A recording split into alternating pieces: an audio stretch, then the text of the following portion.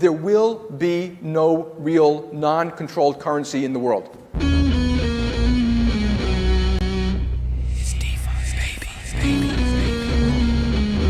We're coming for you, banks. Listening to different podcasts, like in a whole different reality, which they think completely different things about Bitcoin. They have got my money in their banking system. I should be able to access it, right? Apple is live. There's a good number of fucking, like, pretty smart Bcashers. Hello and welcome back to the Bitcoin Cash podcast, following Bitcoin Cash on its rise to global reserve currency. This is episode number 140, Finding Inspiration and Solving Societal Problems, featuring Bernanacatl. Today is Saturday, the 18th of January, 2025. I'm your host, Jeremy. Jet is doing the producing, same as always. Quick check on the price. BCH is flat, but Litecoin has flappened us, so we have been wrecked by them. BCH, $464.12 USD, down slightly. One BTC sat buys 224.1 BCH sat, so we're down slightly there. And one ETH buys only 705.1 megasats, so we are up slightly against Ethereum. Selene has 784 30-day users, and Tokenaut says the BCH TVL is at 20,592 BCH, so some nice growth there. Our guest today is a Bitcoin Cash enthusiast, a merchant, and a philosopher who was just teaching me before the show how to correctly pronounce his name. Welcome to the show, Bernanacatl. Is that it? How do you get into Bitcoin? Yeah, and how's it going, Jeremy? What's up, Jet? Happy to be in the podcast. And yeah, you pronounce it Bernanacatl, and it's a name that comes from a mix from my name, which is Bernardo or Bernard, and Nanacatl, which means flesh of mushroom or flesh of fungus in Nahuatl language, which is the most important indigenous language in Mexico. And since I grow mushrooms and I sell mushroom spores and cultures, that's how I created the nickname. But mostly my profile on X and with BCH is just promoting cryptocurrency and the use of digital cash. And yeah, that's were you gonna ask me? Did you ask me how did I get into Bitcoin? Yeah. Tell us the story with the selling the mushrooms. This is hallucinogenic mushrooms, or it's like supermarket mushrooms, or both? I sell mushroom spores for microscopy research purposes in general, and I also sell mushroom cultures. You know, they grow on petri dishes, and these are gourmet species, so people can grow them in their houses. And well, the thing started in about 2015. Bitcoin, like in 2011, with the Silk Road, I was really into psychedelic substances and studying the expansion of consciousness, altered states of consciousness. So when I heard from a friend that there was a market where you could use this digital money to buy different kinds of psychedelic substances that were not available in the regular black market, and that they could arrive directly to your house, I got very interested. So I downloaded the Tor browser, which was it was necessary. So I got into the Silk Road, and I was very amazed at the variety of substances that were available there. But then it was not very easy to buy Bitcoin, and also the protocol for privacy, the PGP protocol, seemed kind of too technical for me at that time. So I didn't take the time to learn it. So I never bought anything in the Silk Road. But that sparked my interest in the beginning. And then, I decided to start this business, this mushroom spore selling business. And I used to use PayPal to receive payments in my website, right? And it worked very well. And I didn't want anything about this domain or this website to be associated with my real identity, right? So what I did was take out many rechargeable debit cards from Banco Azteca, or there were some from Brinks Panamericano, where that they had a limit on the deposits that you could receive monthly. It was like $250 per card, but you could buy, there was no limit to the amount of cards that you could buy. So from PayPal, I would send transfers to these cards and then go to the ATM and withdraw the money, right? So that worked for a while. But then in 2019, a customer was angry at me because the product didn't arrive or something. There was a problem. And this customer told PayPal, hey, I bought some mushroom spores and they didn't arrive. So PayPal knew what I was selling, and they blocked my account, or they canceled it. So I didn't have a method to receive payments anymore. That's when I got really frustrated and started looking into how I could receive payments. And this is when I got to first Bitcoin, and I started using ProPay wallet. Did you happen to use it? It was the one from BitPay, the open source one. And it started working. So by that time in Mexico, there started to be this new method of payment.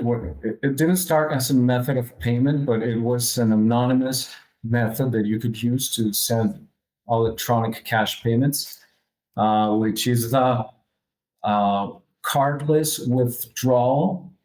I don't know if in your countries you have that, but in Latin America, it's becoming more popular. In Mexico, almost all the big banks offer this service already, but in 2019, it was only starting. And the thing is, you go to your banking app to your banking app, and you generate a code, which is you can give it to anyone. And with that code, they can withdraw money from any ATM of that bank, right? So that helped me a lot, as well as Bitcoin payments, BTC at first. And then a customer told me about Bitcoin Cash, that it was faster, it was cheaper.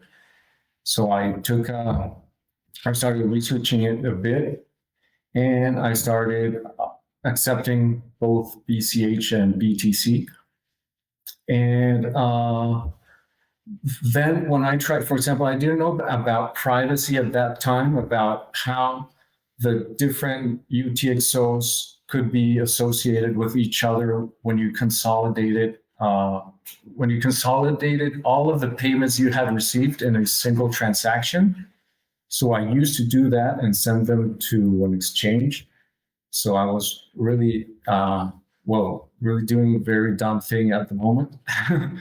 Still, I think Chainalysis and all those companies were not that big at that time.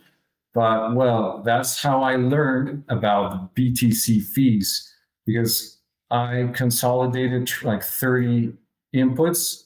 So that's when I got to pay like $200 in one transaction.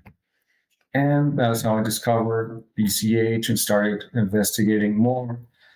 I got into Reddit, and a lot of people on the RBTC forum started to explain me what was the difference, and that it was like BTC had been hijacked, that it was like not a scam, but it was more of a Ponzi speculative asset more than peer-to-peer cash, and that the real authentic Bitcoin was BCH.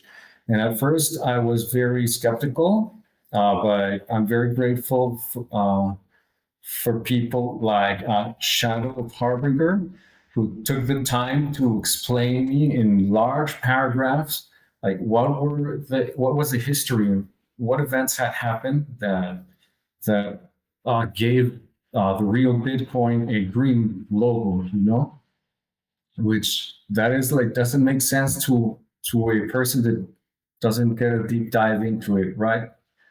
So that's what we're fighting against. That like the brand recognition is really hard to explain to people what happened. And yeah, that's how I started. Yeah, I mean, I always wonder about those long discussions on Reddit, because nowadays I feel like there's still so much, or maybe there is more than there ever was, sort of like bot activity and all that. And it's very hard to determine when somebody puts up a post like, hey, I need help with X, Y, or Z. I sort of feel like it would be very easy, and undoubtedly somebody is probably running bots to just post up sort of semi-nonsense questions that then distract everybody, writing these big answers, trying to help somebody who is just fake, right? It's all just to basically troll us. But then when I hear a story like that, I'm also sure that, of course, some of the posts are real. Some of the posts are from people who are just genuinely confused and trying to figure out what's going on, and they just make a thread and then somebody answers them. And then it can lead on to so much adoption, to them getting down the rabbit hole and understanding all this sort of information. So it's good to hear that that has been effective, at least, in your case, right? I don't know if you have any thought, like, do you think now that we should still be sort of trying to focus and try and onboard people through Reddit, or is there better ways to get the information out there? I think it's an effective way, and it was all like 10 times better when the subreddit was run by like Shadow and the other people that are not controlled by. Well, right now the owners of the subreddit are like not so BCH friendly, right? They're not cleaning up the subreddit, and there's a lot of conversation of price of BTC. Now maybe it's harder to like separate the wheat from the chaff, like you say. But I think it's worth it. Not very often, but I see some people trying to understand what's the difference between BCH and BTC. And I think that it does make a difference when people take the time to explain and give long answers to the real people that are trying to get it, right? And it would be amazing if we could get back control over the subreddit. But I would guess that we would need Roger to be free, right, with free time and free up his mind from the situation that he's in at the moment. Yes, it is a very historically contentious thing, and there's been several different eras of people being the moderators or people being responsible for that, and the amount of work that goes into it to keep it really nice is really not trivial. It takes a lot of effort. So, and it's not necessarily going to be a paid position either. So then people who are most likely to want to gravitate to it, unless they have their own specific passionate reasons like Shadow and like others, then if you just kind of leave it open to anybody or to the person who most wants to volunteer for it, well, then maybe it becomes an avenue for more disruption rather than more actual progress, which obviously famously happened with our Bitcoin and Thamos and all of that, right? And so that's why it's so hard to just tell people the true story, because they're getting this conflicting mix of messages on top of what is already a very confusing topic, So, I mean, nowadays we have hijacking Bitcoin. So that really, I think, has made a huge difference, because you can just recommend that to somebody who really wants to know. You don't have to retype it out into every single Reddit thread. But my approach is more just that the Reddit's just such an uphill battle between all of the scams and the history and the problems with the moderating system and stuff like that. I just feel like we get the truth out more via Twitter, via Telegram, and via things like this show, because if I put the links to the podcast on Reddit, then people who are confused can at least look at that, see, okay, this is real people having a real conversation, and then they can find the stuff that they need. Do you have a window open or something like that? I can just hear like cars going past or something. I don't know. Is it? I don't have a window open, but my computer has a really loud fan, and sometimes it looks like it's going to take off. It sounds. And yeah, it just started. The fan started like some seconds ago, but right now it's quiet again. All right. Okay. Well, hopefully, if there's any way to minimize the amount of that, that would be really good.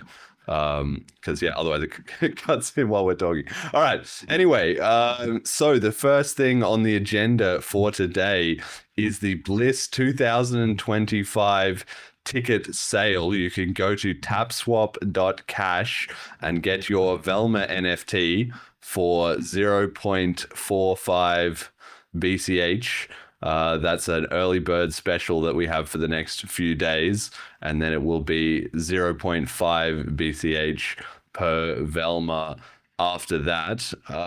Anybody who is interested in coming along, I'm really putting the word out that hopefully just jump on this and get a ticket sooner rather than later, because obviously we sell tickets right up until the event on May the 13th, but the more tickets we sell earlier, the more it helps us plan out the event in advance. If we, feel like we're going to have a really strong showing, it does help us a lot. So please, if you're interested in coming, just jump on it as soon as possible. It's like we've talked about before on the show, it's being held in the same venue that it was last time, so May 13th to 15th in Ljubljana, Slovenia, and we've expanded to 3 days.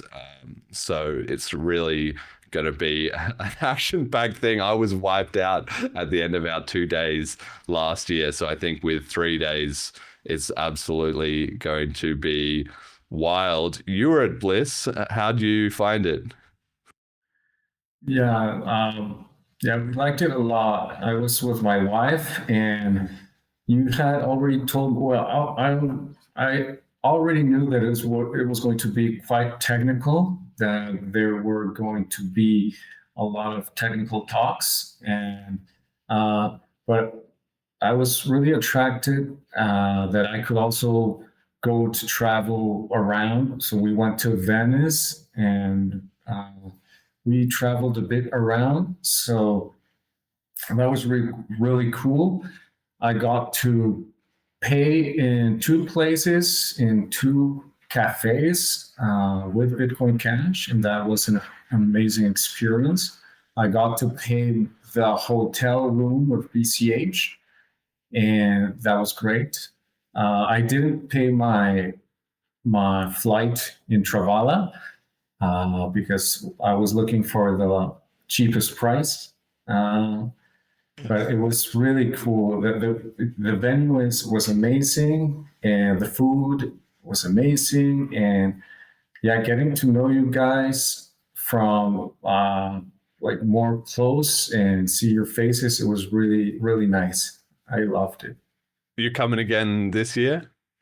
No, I'm not. I'm not going to be able to go this year. Damn. Yeah. Well, that's a shame. I mean, I'm hoping that we have a really high returning rate because then that shows that we're, you know, building strong loyalty in the community and we're having a good event. You know, the ultimate proof is if somebody comes back a second time, but I mean, it will just sort of remain to be seen as well. You know, obviously people are busy and it is a big, especially for you know, people that are coming from outside Europe, it's such a big commitment to make that it's going to be, especially now that we've made it 3 days to travel there and go back and everything. It's really a big, you know, a big commitment. So I understand that not everybody is going to be able to make it every year, but we have, so the tickets are available now on TapSwap. Just go to tapswap.cash. There is also a video available on the website bliss.cash, which shows how to do it if you haven't used Cash Connect before or different wallets. And Paul also made a extra video as well, so there's actually 2 different tutorials that you can watch to explain how all of that works. Now, Bliss is obviously to celebrate the upgrade this year, which is the Velma upgrade, and we've front run the opportunity this time. Instead of just putting out this video at the event like we did last year for Abla, we've created the video explaining the upgrade and put it out now to help people get excited for the upgrade and to understand it. So in just 4 minutes, it explains all of what's happening with the Velma upgrade. And I think if we just play that now, it should help everyone get on the same page about it. What is the BCH Velma upgrade? The Bitcoin Cash protocol upgrades each year with new and powerful technology. In 2024, the Jessica upgrade activated the Abla algorithm to automatically adjust BCH block sizes in response to network demand. This year, in 2025, the upgrade is called Velma, from the starting letters of virtual machine limits. Velma goes live on mainnet on the 15th of May 2025, celebrated with the second annual BLISS conference in Ljubljana, Slovenia. However, eager developers can begin experimenting with its potential on the development chipnet today. The Velma upgrade combines 2 community-agreed cache improvement proposals, or CHIPs. Chip 2021-05, VM limits targeted virtual machine limits, and Chip 2024-07, Big Int high precision arithmetic. Both chips were proposed and championed by Jason Dreisner, the same developer behind the 2023 Cash Tokens upgrade. The first chip retargets the virtual machine limits in Bitcoin Cash full nodes. VM limits control how large and complicated a Bitcoin Cash transaction can be before it is rejected as invalid by the network. If the limits are too strict, smart contract developers are limited in the ease and power of applications they can build. If the limits are too loose, the chain becomes vulnerable to attacks by malicious actors submitting unnecessarily complicated transactions designed to crash nodes and disrupt the network. The existing BCH VM limits were set in 2010 by Satoshi Nakamoto himself, who hurriedly rushed them in once he realized unlimited scripts were an attack vector before fading out of the Bitcoin community shortly after. Those limits have not been revised any time in the last 15 years, so there is significant room for improvement. The changes to the limits are designed to loosen the constraints on benevolent smart contract developers without creating any extra room for malicious actors. The specific changes are: the previous 201 opcode limit has been removed, the previous 520 byte stack element size has been raised to 10,000 bytes, 3 new limits for operation spending, hashing, and control stack usage have been added. A sophisticated test suite has been built to test multiple node implementations against these limits to ensure their safety. The second chip assists the first by removing one additional pre-existing limit on the size of numbers. Before Velma, numbers in BCH were capped at 64-bit integers, i.e. mathematical operations could only calculate up to 2 to the power of 64. After Velma, numbers and calculations can be any size, provided they fit within the other adjusted limits. This change to numbers is a surprisingly big deal. It improves the ability for developers to build DeFi protocols, greatly increases access to privacy and zero-knowledge related cryptography, and greatly increases access to quantum-resistant cryptography. Between these two chips, BCH is significantly upgrading the smart contract power available to Bitcoin builders. No issues are expected, but if any are discovered, they can of course be addressed with a follow-up chip. As with most BCH upgrades, end users and BCH holders do not need to take any action to benefit. Sit back and enjoy the more powerful apps that emerge from upgraded infrastructure and developer tools. And that's Velma. Build on the Bitcoin Cash virtual machine with plenty of freedom, or jump in and try out the thriving ecosystem of products and services it has facilitated. So there you have it. This is our, 4-minute explainer video that tries to condense some of the technical detail and all the context, just really bringing and refining that down, because obviously it's a good thing that we do upgrades and we improve the network every year, but it does present a bit of a challenge in that not everybody is either going to be a BCH expert or is going to be paying attention to it all the time. So it's really important that we, as best we can, get the information out to as many people as possible, including in cases where it might be difficult to understand what is the specific technical reasons or what is the point, especially something like the VM limits are being changed, which are maybe not as intuitive as people already kind of understand about the block size, what the problem with having a fixed block size, right? So I don't know if you have any thoughts about, do you think this messaging last year was effective in helping people understand about ABLA, and then this year with the Velma as well? Yeah, I think you did a great job with the creation of that video. Did you outsource any of the animations, or did you do everything by yourself? Yeah, well, I got to give a shout out to CM Works, who helps out with a lot of the graphics stuff that we do for the podcast. So like for this, for instance, I wrote the script and I got a feedback from a couple of people that have been heavily involved in it, make sure everything was right. And then I did the voiceover, and then CM Works helped me out with the some of the graphic stuff, and then obviously we iterated on that, and we had various versions until we got to a final product. So if anybody is looking to make similar videos to this, then CM Works might be a great person to hit up and negotiate something. Does a ton of great work for the podcast in terms of our visuals, and I highly recommend that. Yeah, I remember you recommended CM Works to me, and I've hired him for 2 image editing works that I had to do, and I paid him in BCH. And yeah, he has great skills for graphic design and things like that.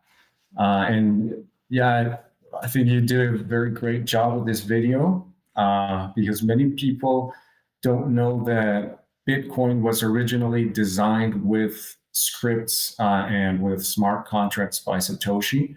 So this kind of reminds people about that fact, because then people, when you talk about smart contracts in the Bitcoin context, they think about, in the BCH context, they think about smart BCH or EVMs and RSK in the case of BTC.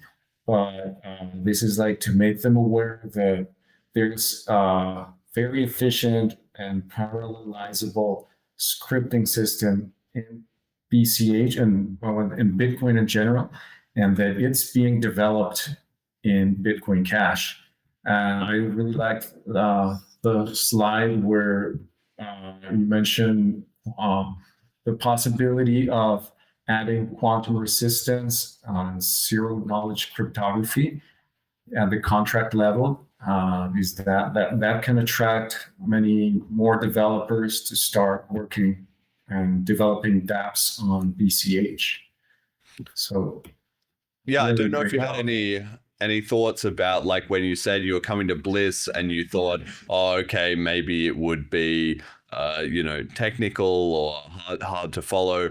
Obviously, we are trying to facilitate an event that is for people who are, developers or who are technical. It's a really good opportunity for people to have sort of quite in detail discussion, especially obviously around the protocol upgrade and things like that. But at the same time, it's not just for those people, right? So we are trying to strike a balance in terms of hopefully making it accessible, and maybe if the technical information is there that can help people to level up and learn those things. But obviously everybody's not going to come preloaded with all the information about that. I don't know if you have any thoughts about how we did last year in terms of helping people follow all that, and maybe any suggestions or ideas of what we could do this year. Like, I think this video is a good start, right? But perhaps there's more that we can do to really help everyone understand at least what is the point of these things, even if not the specifics of, the implementation, basically. Yeah, I think the general purpose of this type of conference was achieved. I liked that. Apart from the talks, of the technical talks, there was a place at the back where the developers could show their apps to people and have them try them out. Like, for example, Fifth of Gaming, he explained to me what his platform was about, and I participated in a small game, in a small tournament. And I got to speak with the developers, with Sayoshi Nakamario, with his apps too. I think that was very important to promote the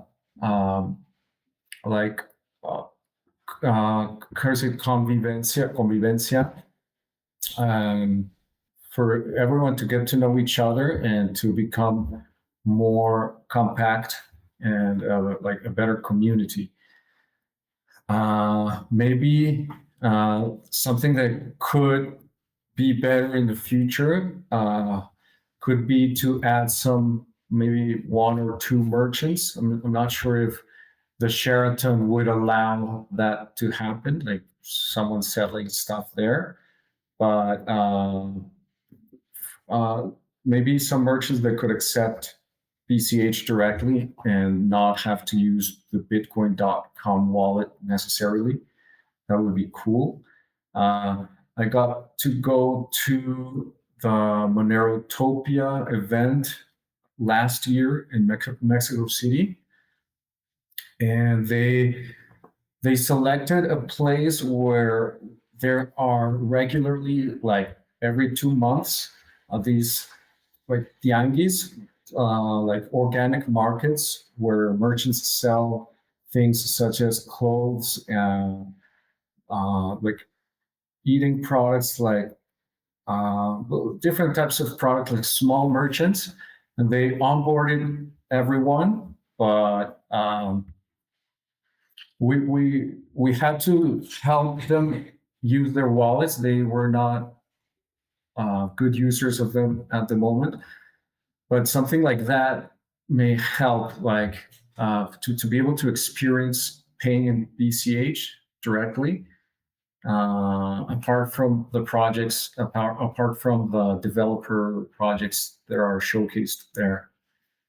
Yeah, that's a good idea. I mean, we do have at the open house, people are selling merchandise and all that. So we did have a little bit of a flavor for that, but it's a very good point that perhaps if we could get some more like a greater diversity of merchants and so forth, then that might help people to have that hands-on experience. And it's, again, we're trying to hit sort of a range because people who are deep in the BCH community, I mean, it's always fun to buy things in BCH, but that's not necessarily like a life-changing experience if you're already a regular BCH user. But then on the other hand, for people who are coming along who a lot of the other stuff might be a bit more over their heads, then that is something really practical and tangential that they can tangible rather, that they can grab onto and feel involved in. And like you said, perhaps also meeting the people behind the technical projects and having that additional time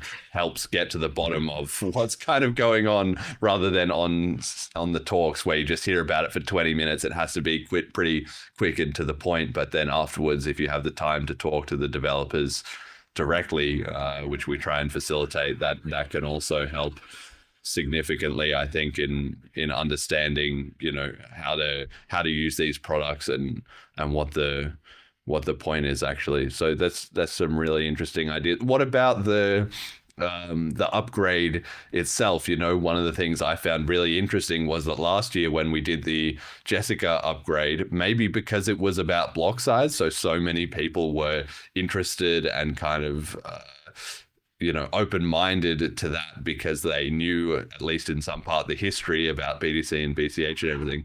But the fact that we did the Jessicas and all that, it meant that so many people heard about it who previously nobody knew anything about any BCH up. There was upgrades in 2020, 2021, 2022, even 2023 with cash tokens. Virtually nobody outside of the BCH hardcore knew about them. But the Jessicas, that was everywhere. And you saw in different forums and all these kind of people you wouldn't expect talking about it. With the Velma, I'm hoping we can get the same result, but I don't know if you have any thoughts on how we can most effectively manage that. Yeah, I think it was a very good idea, that marketing. The visual aids are super important for people to grasp the concepts and become interested.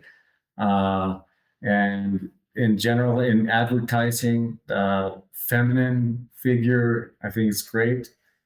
To attract attention in general, especially exactly. especially in this space. There's a lot more men than women in crypto, and so that I think it works. So I think it's a good idea to continue with this train of in each upgrade select a new girl. It's great idea. It's very simple, but it works. I might be exposing my age a little bit here, but do you guys remember Neopets? Yes. Okay, so they were okay, so I guess also for the listeners, they were these little stuffed animals that you could get. I mean, I remember seeing them in drugstores or Walmart or something. And the small ones were probably $15. But when you buy the stuffed animal, you'd get a little, a claiming code. And then they had a website where you put that code in and it'd give you the virtual stuffed animal in the game as well. And just thinking about having these feminine visual aids in the NFT, what if... And thinking back, that conversation that we had with Paul, I don't know how long ago, I feel is always just kind of nestled in the back of my mind. There's something festering about making this cool for as many people as possible. And I wonder if this is we could rebuild, or not rebuild, but build something like Neopets, for kids that uses cash tokens. And if there's a way to integrate, have one cohesive thing with a fifth of gaming as well, where maybe there's some competitions for some of those in-game tokens. I don't know. I'm just this is something that just kind of hit me, and I was like, oh, this seems like it'd be useful to get another generation involved as well. No, this is super cool because we do obviously already have the NFTs being issued and stuff. And initially, I just liked the idea that we would have a ticket entry to a crypto conference seems like it should be an NFT, right? So I think we've done well on that, and then the visual element makes it both, very visually appealing, and it's very distinctive, like you say, as it's just as simple as most of crypto is men. So having things with women on it attracts more attention. But even if you look outside of crypto, it's like if people are advertising festivals or whatever, they always put like mostly women on the posters. And that's just kind of the nature of humanity. It seems to be that's what gets the most attention. So I think the idea of actually having that, we already are doing the NFTs, but maybe if the NFTs had a website which unlocked some kind of game or some kind of other element there, that could be super appealing and very, like, it would be another reason to get a ticket. And maybe also for people, if you came one year but you didn't come the next year, you could still use your old ticket to log in, and then maybe that also helps to create retention and interest over time. I don't know, Bernardo, any thoughts on this idea? I think it's actually a pretty good one. Yeah, sounds great. Stuffed animals, maybe it would cost some money, but make something physical, like maybe stuffed girls or something. It could work too. Yeah, anything that's visual and graphical works great, I think. I haven't tried. I don't remember what was the game we played in the last BLISS of Street Fighter gaming. Yeah, we played Street Fighter. But there wasn't there like a tic-tac-toe at the beginning or something? Maybe there was. I think I missed that. Because I supposedly participated and lost. I think it was something like a flip of a coin. Oh, coin flipper, yes. So it's just like basically a lottery. Everybody just puts in their $5, and then whatever the block height, the block hash comes out as it determines A or B wins, and then you have a bracket, and so it's basically just a lottery. Yeah. Yeah. I think it's a great idea to mix it with maybe a game. Did the purely peer gaming platform get funded in the last Flipstarter? I didn't get they did. Time. Oh wow.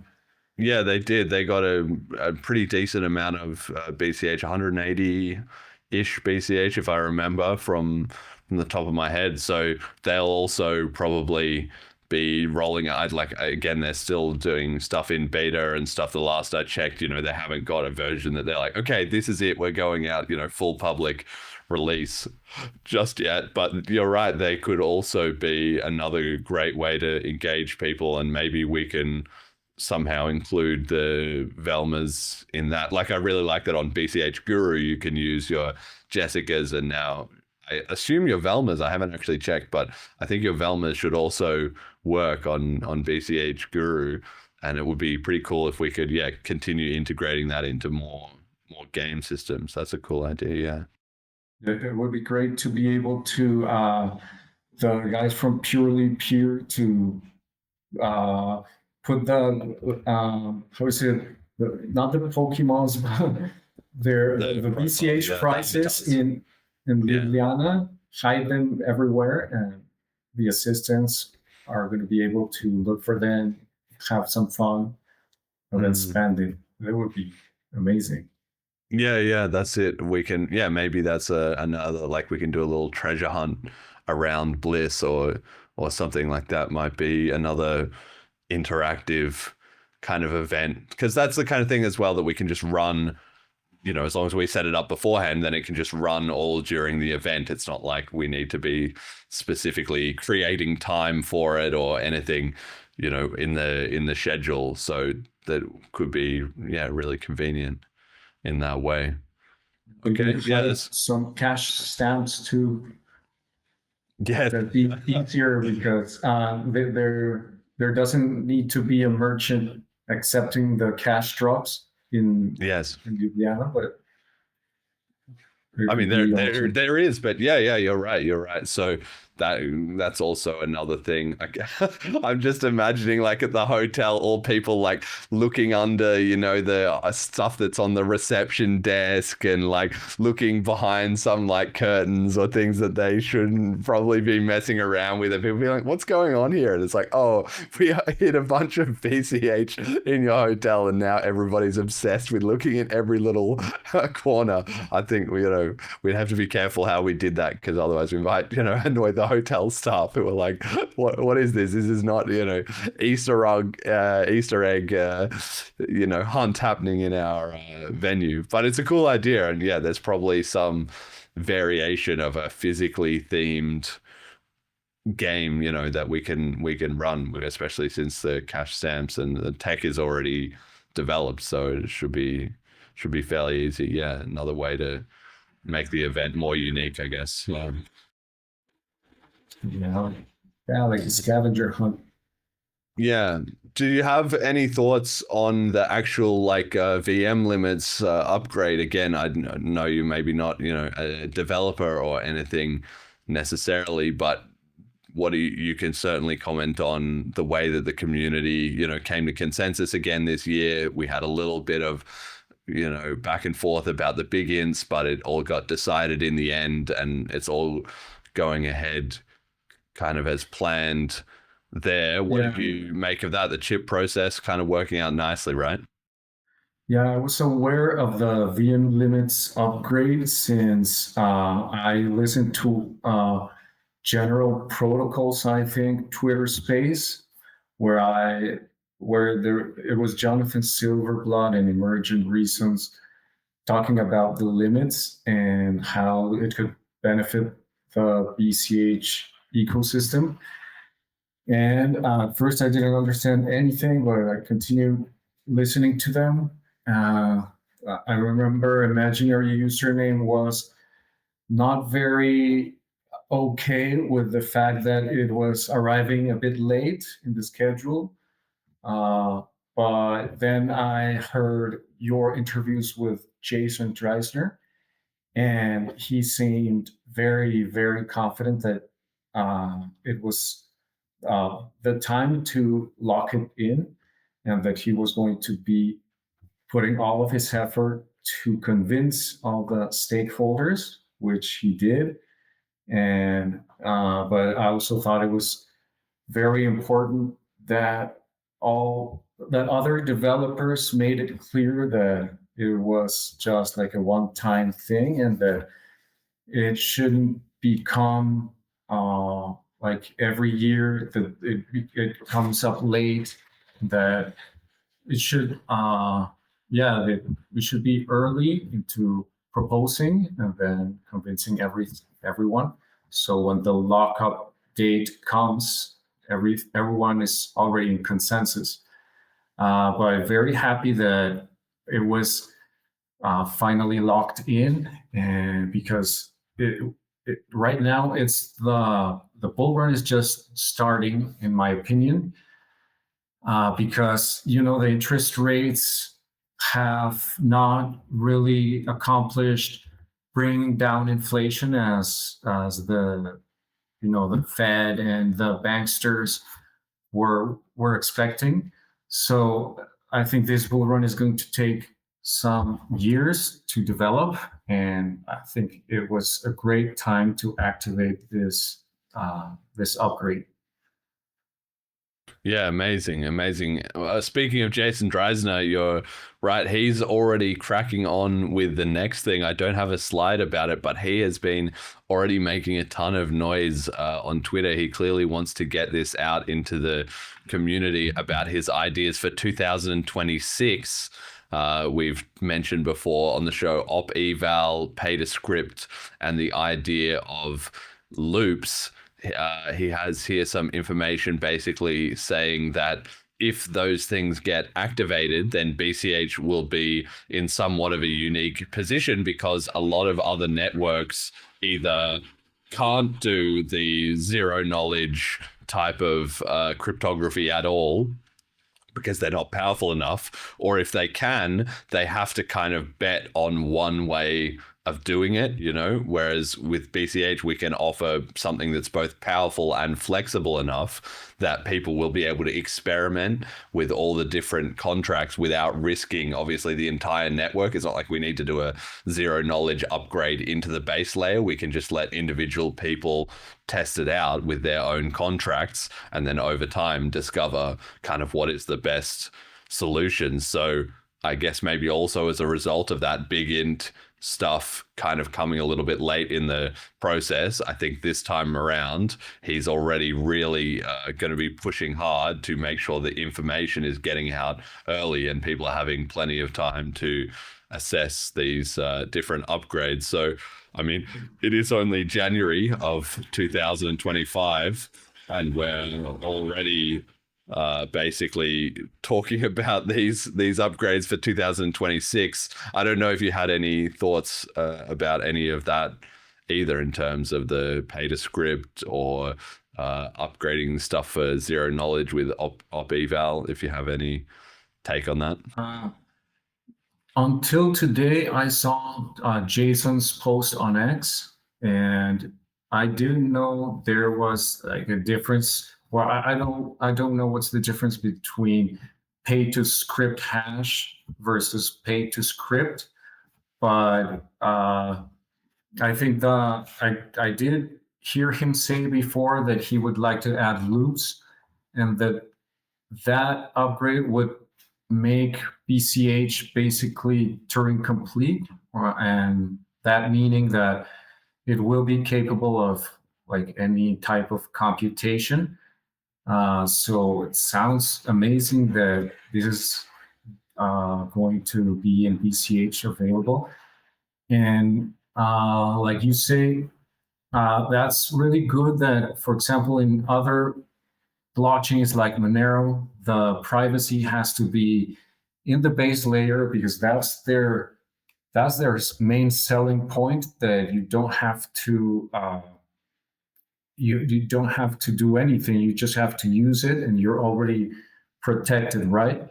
But that means you have to take risks that if the protocol doesn't work, if the auditors made a mistake and there's a bug that could be exploited, then all the chain could just go to zero, something like that.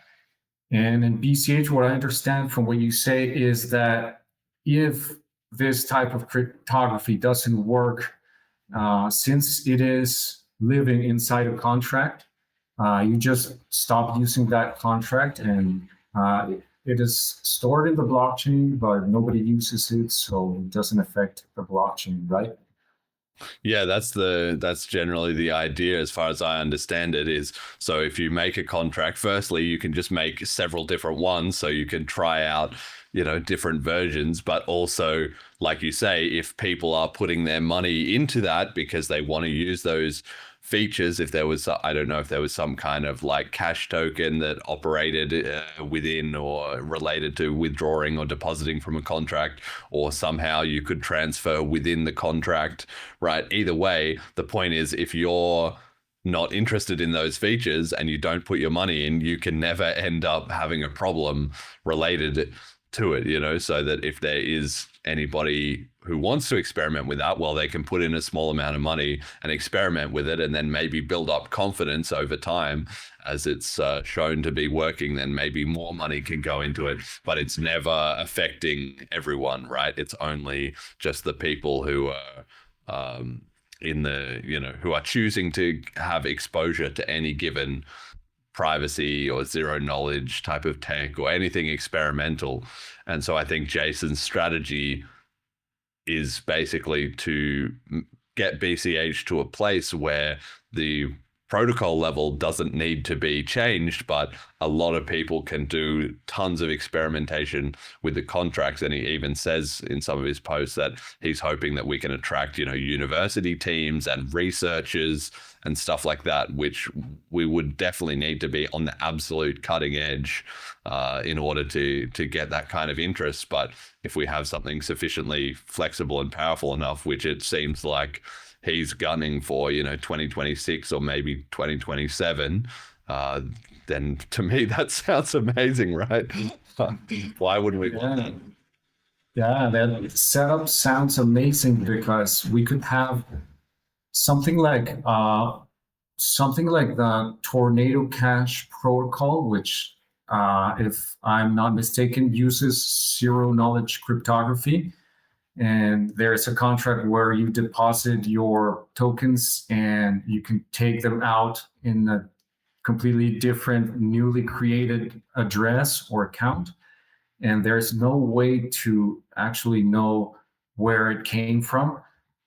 So we would have the best of all the worlds. Like we would have like a super private protocol, which would be a contract, like a zero knowledge contract.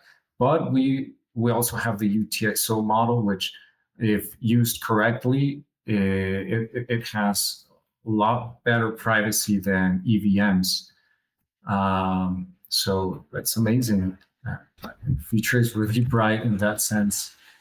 Yes, and with the other upgrades that Jason was talking about between these ones, partly it's about that tech, but like you said, BCH is already sort of Turing complete as far as I understand it. There's a lot of, Craig Wright has done a huge number on everyone spreading so much, FUD and misinformation about this topic, right? But basically the idea is, as I understand it, that since we added cash tokens in 2023, then it is functionally equivalent to the EVM, but the difference is some things are more efficient to do in terms of the actual amount of code you need to run and the node software and so forth, and some things are less. So what Jason is targeting here is any areas where BCH is less efficient than EVMs. If we can sort of tighten those up and make it so that BCH is more efficient, absolutely, in terms of computation overall, then we would clearly be a superior option, right? Because if we can be more efficient based on the actual computing, and then we can also have lower fees between those two things, you can just offer a platform to developers that the Ethereum or potentially other EVM chains couldn't compete with. So that strategy actually makes a lot of sense to me. And I think that's what he's gunning for here so far.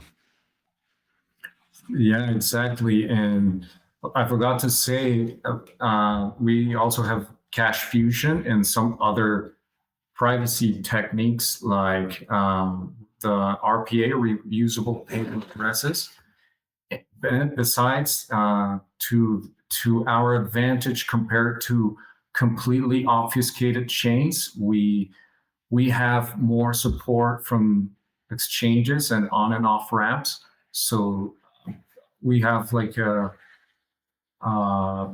foot in each of the worlds, right? Like one in the regular financial system and one in the completely private crypto system. So yeah, it's really cool. It's really cool that we have these developers such as Jason that is just crazy. Yes, and it's amazing. Yeah. Like you say, I think BCH is very attractive to people like you or like me who have a strong appreciation for that hybrid approach. Like BCH is definitely not trying to market itself as we are the privacy coin or we are the DeFi coin, or with BTC, we are the store of value number go up coin, right? To kind of be enthusiastic about BCH, you kind of got to understand that it's combining a lot of different things, right? It's like a well-balanced coin where you can have privacy elements if you need that. You can have the DeFi if you need that. We have the scalability, right? We have the merchant adoption, the P2P cash elements, and each of those different things all layers in with each other. And I find it fascinating the type of person that attracts, because if you look around crypto discussion, you can see like some people then kind of never going to get it with BCH, right? Because they have their one thing that they think is the most important thing, like privacy, for instance. And unless BCH is the number one thing by far and away on that one metric, they will never, ever be interested because they're just so myopically focused on it. But it's a certain kind of person that is like that. And then a certain kind of other person is able to see, okay, well, if you have a good balance of things, maybe that is a more robust and reliable strategy, in the long run. I think it's just an interesting dynamic. Yeah, exactly. And yeah, it's important to mention that, for example, the BSV guys, they got misled by this guy fake Toshi, but they also got misled in the sense that they thought that if this currency is going to be used by everybody in the world, it would have to be used by governments too, which is the force that we are trying to fight, right? So they just programmed like confiscatable coins. So that's not the approach, definitely not the approach that crypto should go through. And I didn't understand before, the Monero guys always say that it has to be like baked into the protocol and it has to be like completely obfuscated. The privacy has to be perfect. But that at the same time makes it harder to go to the regular financial system, right? And it gives it an additional cost, because you have to trade for another, let's say, transparent coin to be able to do that, and you lose a percentage of value there. And with BCH, you could do both things without having to trade for another coin. So that, I think that's at this moment, I understood that, and this is the best approach, I think. Yeah, absolutely. Now, you mentioned before talking to David Shattuck, who has got our community comment of the week this week. He says, quote, "Fun surprise today. My boss told me he wanted to pass out some surprise year-end bonuses in Bitcoin Cash. He asked me to be ready during the company-wide update to explain how to get a wallet to anyone who didn't already have one. A lot of the team lives in South Africa or Europe, so BCH coming in clutch for easy cross-world payments," end quote. And I just really like this because it's just an example of how BCH and crypto wins, which is just everybody just day after day after day after day in these small little interactions in a small little circle of influence, or wherever you are. If someone like his boss got excited about this and then he was able to pay everyone in the company, and I think he was using Selene Wallet as far as I know. So it's just the case that once we've created the tools, then it just creates the opportunity for people to get interested, and the aggregate effects, right? The exponential effect of everyone just onboarding a few people here, there, etc., then creates what the kind of global revolution that we're doing. But it is all happening just one person at a time like that. And yeah, shout out to him, because this sounds like a great little onboarding experience. All right, we got a couple other bits of news to just touch on briefly as well too.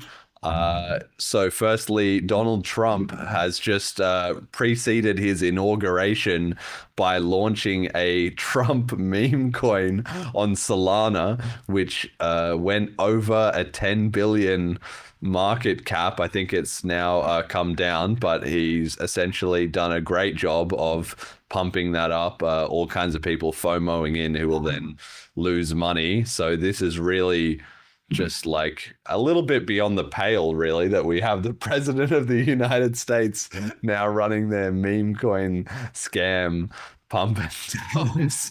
Like, what kind of world are we living in here? Any thoughts on this? Yeah, for me, all those are shitcoin scams, and it maybe could also be related to the the main big scam, which is BTC, and pumping it with Tether, creating the Bitcoin reserve. I think, the fact that the U.S. government and the SEC is not going after Tether, and I recently heard that like a high functionary of Tether is going to work in the Trump administration. Did you hear something about that? Yeah, probably. I haven't followed it all that closely, but I wouldn't be surprised. Yes, someone, I'm not sure if in the SEC, but a very high position in the Trump government is going to be like overlooking Tether's operation, like to check if they have their reserves of U.S. equity, not U.S. equities, U.S. T-bills in like correctly stored and everything. But it just seems like a giant Ponzi that they want BTC to collapse, like millions of people to lose a lot of money and then lose all confidence in crypto as a whole, so they can never adopt one as money for regular commerce. Yeah, I think it's part of that. I mean, we'll see what actually ends up happening, because these things have a bit of a double-edged sword, right? I'm partial to these ideas that, okay, the government has co-opted, or even if they didn't even just start Tether from the very beginning, but I'm partial to that theory. But I think also part of the problem is for the government, if they put that in and their plan is, okay, to either use that to monitor what's going on or to then blow it up at a certain, good moment to try and shake confidence in cryptocurrency, is that in the same way, the people in government who are involved, right? Those people who get involved, then they become kind of, it's like sticky, then they're a part of it. So then they are going to be the ones who are getting reserves of Tether themselves, or it's going to be involved in some shady business deals that they're doing or whatever. And before you know it, the same people who are the ones who are like, we're going to blow this up, are the ones who are the most involved in it actually staying together.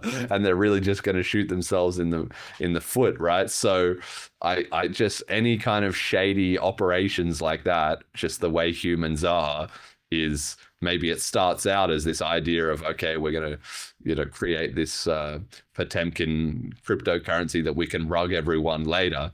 But then what usually happens over time is the people who get involved are the ones who are then affected and trying to prop it up and make sure that it keeps going until it all ends in disaster accidentally, right? So I don't know. I'm not as worried that Tether's just going to be rugged to destroy all of crypto.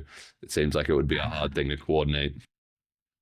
Yeah, definitely, especially because there's other options, and some people, like a very small percentage of people, are actually using it for commerce. But yeah, let's hope it's just a conspiracy. Oh, well, I mean, either way, I think as long as listeners to this show are not, holding tons of Tether, and the better that BCH can do in terms of creating its own stablecoin solutions like Moria, like BCH Bull contracts, then that, in a way, it could actually end up being super beneficial for BCH if and when it blows up, right? Because then as long as our ecosystem is as much as possible insulated from that, then if there's that huge meltdown and it affects all these different other people, but BCH could just keep powering ahead unaffected, that would be the ideal situation, I think. So I think, we're just best served by protecting ourselves in advance by creating our own more trustworthy ecosystem and tools, basically. I think that's the key. Okay.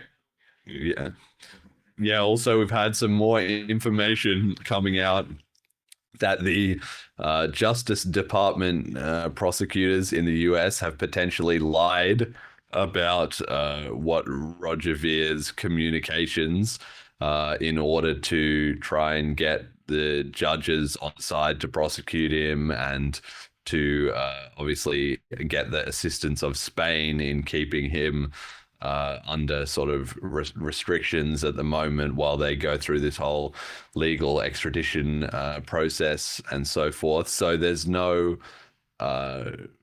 certainty about any of that now. We'll see how it all kind of plays out, but I'm very unsurprised to hear that they were just being a bit dodgy and inventing stuff potentially in their fervor to prosecute Roger. If the administration changes in just a couple of days, we'll also see what impact that will make, but I take that as probably going to be a good sign for him, that they weren't able to just kind of finish things up and then get like some kind of prosecution or something going before the administration change, because inevitably once things change, it'll be a whole fresh batch of people, and then maybe it'll be like, who even cares about this? Like, why? Especially if Trump is trying to look like a pro cryptocurrency kind of administration, it doesn't make sense that they're going to carry on with this kind of witch hunting after they change administration. What do you think? Yeah, I think it was very late for them to arrest him at this point when the Biden was about to end. So for the advantage of Roger, it was late. And if Trump really pardons Ross Ulbricht, then he should also, I think he should also look to pardon Roger. He would at least get the support of all the crypto industry, except not all of them, but most of them. But yeah, I really don't like Trump in general. He's like a political bully. He doesn't seem to like the free market that much. For example, Milei says that he really is he likes Trump because Trump really is in favor of the free market, and that he only uses the tariffs discourse as a tool, as a political tool to get what he wants from other countries. But I'm not sure about that. It looks like he really believes in protectionist policies. But let's see what happens. If he pardons Ross and Ulbricht, then I'm going to not criticize him that much. Yes. Okay. All right. Well, I guess it was, day one has been all the chance about that. So we're going to see in just a couple of days whether he comes through on that or not. And one other little bit of news from the crypto industry recently, Vitalik Buterin was posting up some thoughts on Twitter about the process of large changes to Ethereum Foundation leadership. Jet, I've got the full tweet there if you can put that up for anyone who wants it. I'm not going to read it all. I don't think that's really, and you can read it there if you want to read it, but the funniest bit and the thing I found most pertinent was he said explicit non-goals, by which he means things that they're aiming away from, is to, quote, execute some kind of ideological / vibes pivot from feminized World Economic Forum soy boy mentality to Bronze Age mindset. End quote. So he's kind of poking fun at the way that sort of the BTC community is largely more kind of right wing and maybe masculine, and then the Ethereum community, in contrast, has always been a little more sort of left wing or feminine or whatever. And he's playing it up with his language, but to me, this just sounds like more of the same from Ethereum. I'm actually kind of bearish on Ethereum because they've been sliding against BTC, against sort of maybe the rest of the market too, with Solana coming up on them. And if this is if Vitalik is still just kind of doubling down on the strategy they've got there, jokingly or not, that doesn't seem that bullish to me. I don't know if you have any thoughts about how things are going in Ethereum and what you expect from them in 2025. Yeah, I didn't understand what is the main goal of changing the administration of the foundation, but it's also getting clear to the world that Ethereum cannot scale, and that layer twos have a very high risk, which is the multi-signature access to the L2s is in the hands of just a handful of people. And I read something in the morning about the blob space being close to its limit or something, that two of the L2s take like 50 something percent of that space. Not sure about what that means, but I think it means there can't be more L2s added, right? So it's also hitting a scaling limit in that sense. So yeah, definitely, like you say, not bullish at all on ETH.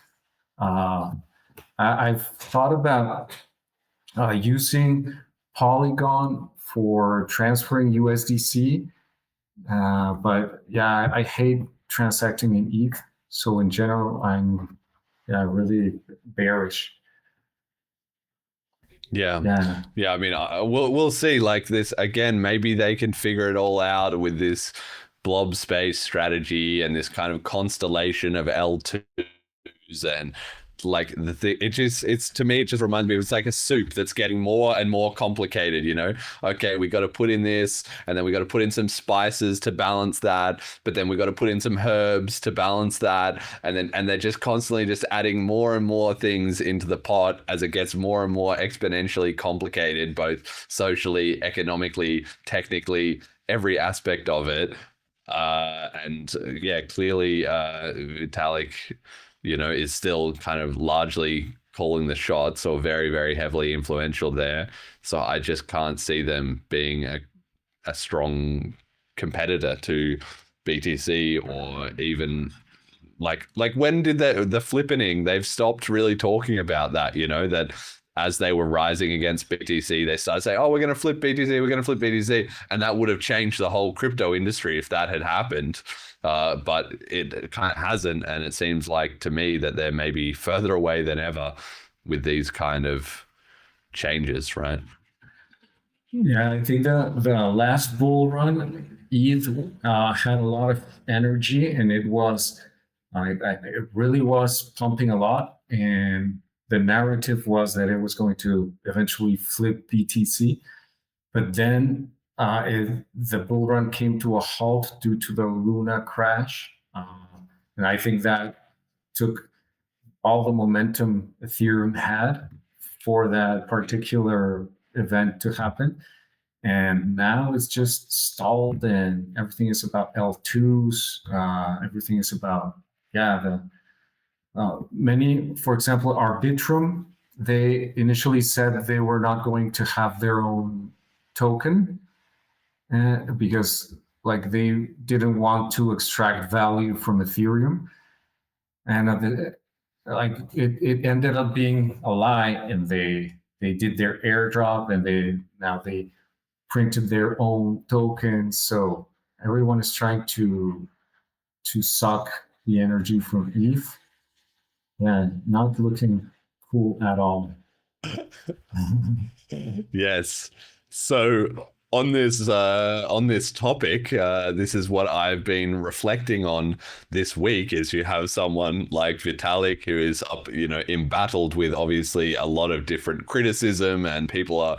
I mean, once you're at a certain sort of size of clout, you're never going to make everyone happy, right? So there's a certain element to that, but also Ethereum, clearly its own community has been quite turbulent and feeling like they're not getting solutions recently, as we've covered on the show before with Justin Drake's Beam chain, which wasn't that well received. And now Vitalik's obviously trying to shake things up at the Ethereum Foundation in the same vein, right? Is I've been reflecting on how much less chat there has been in BCH from other communities, right?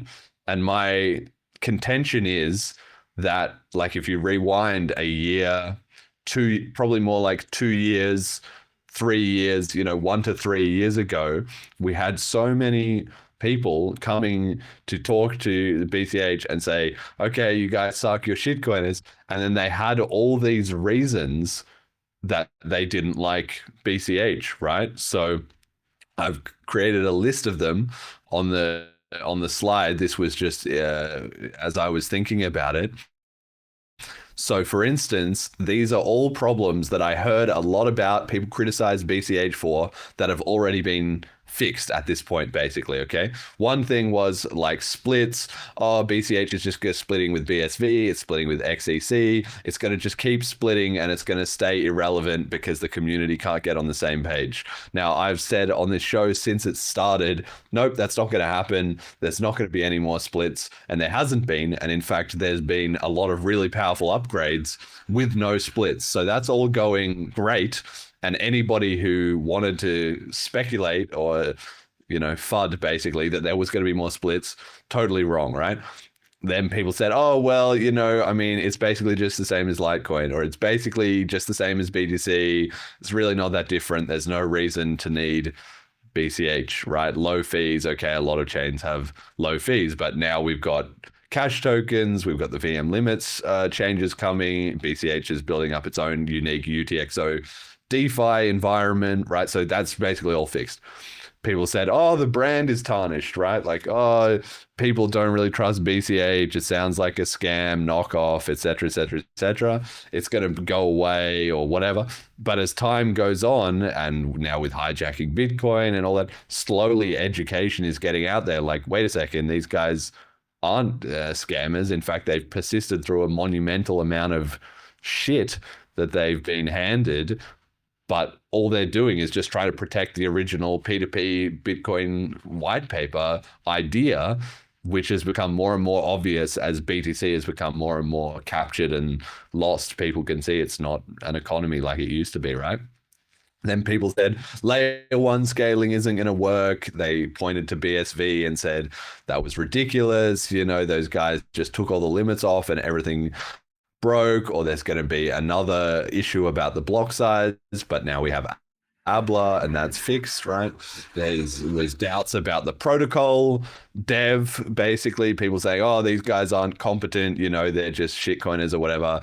Bitcoin Core are, the best devs, and they don't have any of them, so they're not going to be able to run the network. There's going to be technical nothing like that has happened. There was loads of complaints about Bitcoin.com and the infrastructure, being kind of heavily related to that, or the branding related to that. Well, now they're a lot less involved, so that's fixed.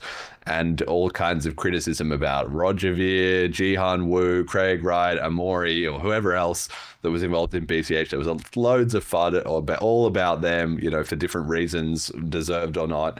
And all that's done. It's done, right? All of those problems have basically been fixed. And not only that, there's a lot of other problems that haven't been fixed yet, but it's obvious that they are being fixed, right? So like people can still say, okay, the hash rate is low, or the price doesn't perform that well, or the privacy might be somewhat of a problem, or the on-chain volume is still low, or there's not enough visibility and promotion of it, right? There's all these other different things which 3 years ago people would bring up over and over and over again. But now the BCH community has credible solutions. It's obvious that we just acknowledge, yes, those are problems, and we're making changes to fix them. Like, for instance, the hash rate and the price comes about from being more effective as a community and therefore gaining adoption and educating people on how to use BCH on chain, plus having a DeFi ecosystem, which then boosts our price and our hash rate, right? And maybe in the past, people could bring up that criticism and the BCH community wouldn't have a good response. But now it's like, yeah, that's a problem, but we acknowledge it and we're credibly making progress to fix it. Look, here's the evidence, etc. So this was my list that I've come up with. But you tell me from your perspective, am I right that all these problems have either been fixed or are being fixed, and that it's just removed all the FUD and reasons that people gave to not like BCH? Or is it just me that's imagining this? Yeah, I think most of the fixed ones, yeah, I think you probably listed every one of them. And I agree that they were fixed. And I want to comment on the governance criticism that BCH sometimes gets. And I don't remember the name of this investor. He's like the head of I think a hedge fund or a fund that invests in crypto. And he always he doesn't promote BCH. Is it Justin Bonds? Yeah, Justin Bonds. It's not Justin Bonds. Okay. Yeah, he insists that there's no governance in Bitcoin and that's like an inherent flaw. But like the devs have made me understand, and like BCH Autist said, that the governance mechanism is forking.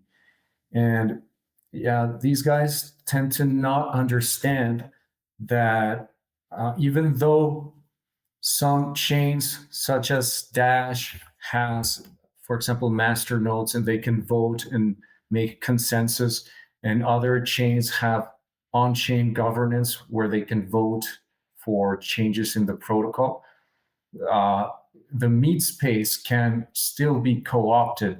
The people are running the protocols, and people still can be co-opted and corrupted and convinced to be compliant in any way the state wants or whatever. Like they can be co-opted to destroy the protocol.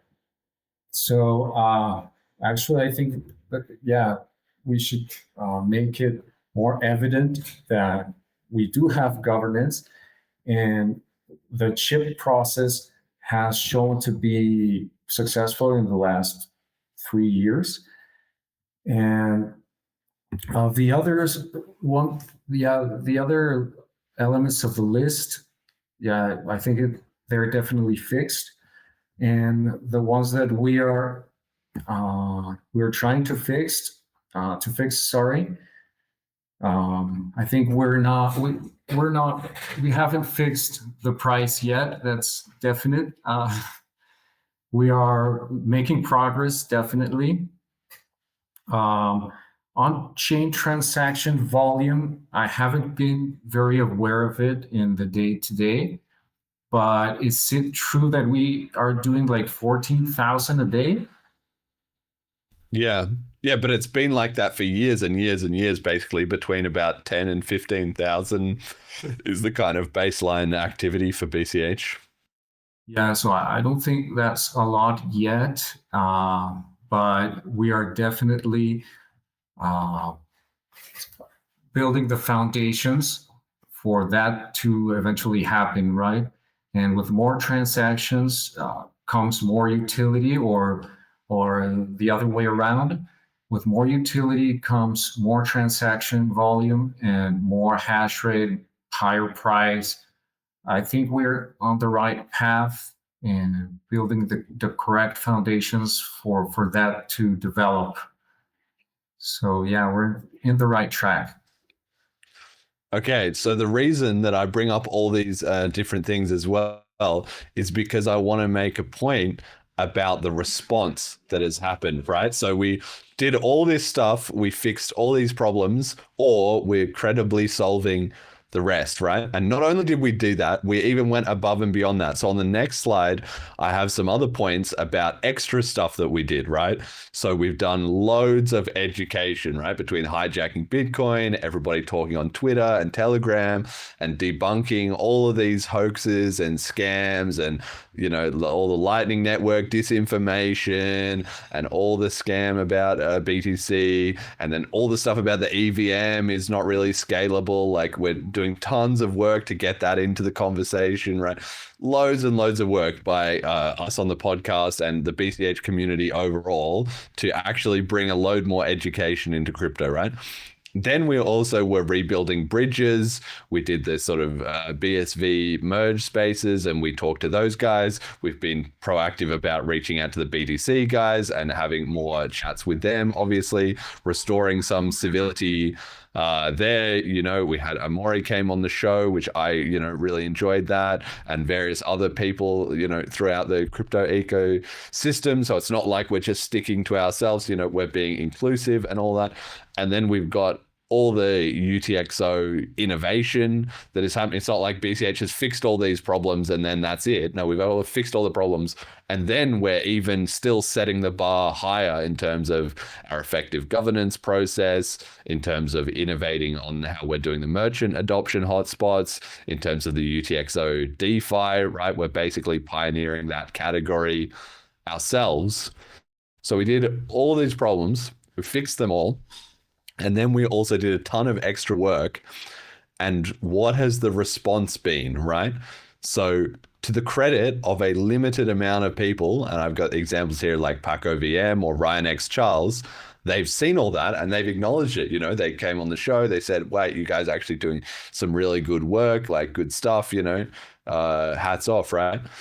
But that's rare. That's actually rare. Most of the people who 3 years ago, 2 years ago, 4 years ago, 10, 7 years ago, right, were like fudding BCH and coming up with all these reasons that it couldn't work and all these different problems. Silence. What has happened? Nothing. Nada. We're not getting any credit. All we're getting is getting blocked, getting muted, getting ignored. Or maybe they're listening, maybe they're starting to pay attention to BCH, but they won't, publicly admit, okay, I was wrong, guys, and I should have changed my mind. Do you have any thoughts about that, right? Have you also seen that change? Because things are very quiet at the moment in terms of BCH criticism. I don't see people coming up with any credible criticism, really. Yeah, like you say, you talk about a narrative shift that's been going on. I think the narrative shift has been going on primarily in the BTC world. The BTC people in general have been understanding that it can't scale, that it's not working, that it can't be used as money. And that has been the main narrative change that has happened. But on the side of BCH, like you say, not very many people have been accepting the truth, accepting that they were perhaps wrong in the past. And it's very hard, but it's a reality that humans, we are like that. It's really hard for us to take criticism and accept when we are wrong. It's just part of us humans being like super social animals. Nobody wants to be seen as stupid or as the person that was wrong. So until BCH starts to get like real strong adoption, real strong pump in price, it's going to be hard for them to admit it, right? And I think it's very important, the work that you're doing, the outreach that you and some other people like Fiendish are doing, the attitude of not being too critical of other communities, the attitude of containing that tribalness. and being more friendly and inviting other people from other communities to the podcast and to the Twitter spaces to discuss technical things. I think it's a great strategy for this to happen, for bringing more people into the community and eventually to get more converts and people accepting the truth. Yeah, and I just want to bring this up, I'm not trying to, like, it's like I think about what Ryan said when he came on the show, Ryan Giffen, where he said after he was getting into life extending research and stuff like that, and he said, okay, well, actually society needs people to die because people don't change their mind, they just die, right? And that's literally true in a lot of cases, but in our case it's kind of metaphorically true, right? Which is, how did the BCH community pivot from having so many wrong ideas? Okay, it had some correct ideas. Okay, you've got to raise the block size, etc. But it also had a lot of wrong ideas, a lot of cope, a lot of victimizing, a lot of blaming, a lot of, stupid ideas that got filtered out with different splits and so forth, right? So how did that happen?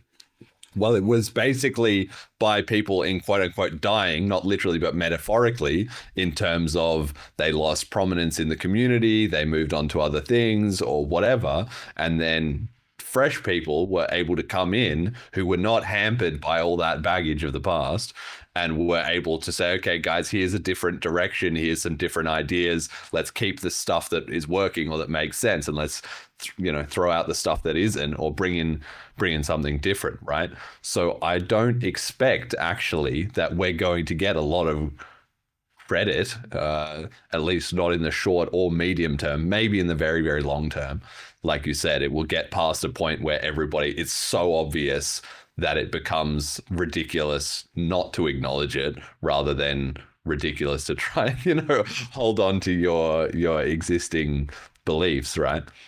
But as things go, I'm expecting that maybe the way we grow is by just drawing in new people and not trying to convert or really, help the transition process of anybody who is at all sort of influential or notable in these other coins, because we've done so much good work, and with only limited exceptions, like I said, and hats off to those cases, but in the vast majority of cases, it's just like silence or pretend this isn't happening. So I think maybe we just, that's fine if people don't want to. I was like 2 years ago, maybe, I sort of felt like if we did all the stuff that I now have on these slides, then we'd start winning over some recruits, at a certain point.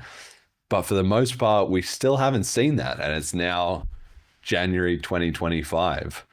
Do you think if we keep putting up, like you say, good, even better results that will get converts? Or do we just win by just completely replacing the sort of existing crypto influencers because they just aren't involved in BCH as it gets bigger and bigger and bigger, and eventually, who cares, right? Yeah, I think getting bigger and bigger will take some time, and you're right. I think it's a good strategy to target people that are not involved in crypto at the moment. Like, for example, the people that are libertarians, which is not a very high percentage of the people in the world. Because to be libertarian in general, you have to have some sense of economics and like a certain type of economics. But the libertarian community in general is much larger than the specific people involved in crypto, right? But this type of people that are libertarians, I think, are more fresh terrain to be able to sow the seeds of understanding decentralized money and why it's important. From my part, on Twitter, I've been posting. For example, there's this guy, Ricardo Salinas Pliego, which is one of the richest guys in Mexico. He is the owner of many companies, for example, Total Play, for example, Electra, like Banco Azteca, really, really large companies. And he has lately been very active in Twitter and actively promoting the ideas of freedom. You know, that's how they call market economics, right? And he gets involved in politics, criticizing the politicians. And he created a university of freedom, or of liberty university, where where they are offering programs in market economics and entrepreneurship. So he has a very large following. So, for example, today he posted, "Oh, BTC is going to get super high in price, and right now it's 104. Buy your BTC." So he's very sold to that idea, but he is being scammed by the laser eyes. He recently went to El Salvador with Bukele. I think he's friends with, well, not the Tether guys, but well, all the group of very influential BTC people. Max Kaiser, I think he met with Max Kaiser too. So in his X posts, I'm posting the El Secuestro de Bitcoin, like the Yes. Spanish version, and trying to make really small but meaningful sentences to get people to understand and like what we really need. And what we really need is peer-to-peer cash, because I think that's a good community where we can have the most impact. Because, for example, if we target regular people, most of them are like, they're cheering for socialist parties. For example, here in Mexico, López Obrador and Claudia Sheinbaum got really high approval rates and really high voting rates. So people still think that the government is going to solve your problems, that they have your best interest in their heart. And I think that's a little bit hard to convince. It's a little bit hard to convince these people. Although when speaking to anyone personally, like physically, it's better. I think we have a good chance to convince them. And especially, like, if you want to retain more of your money, you should try this. You should engage in commerce directly every day with this. Try to convince other people to accept it. But mainly, just not to get robbed by the state. Like, try to get that idea into people's minds.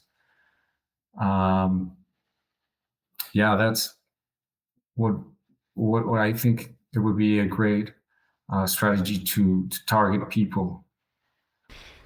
Yes, I want to give a shout out in the chat here. Voluntarism has been making some comments and said, "I was basically a BTC maxi until recently 3 weeks ago. I wanted to learn about block size and what that was all about, so I wanted to know the arguments, and all that took me a week to reconsider.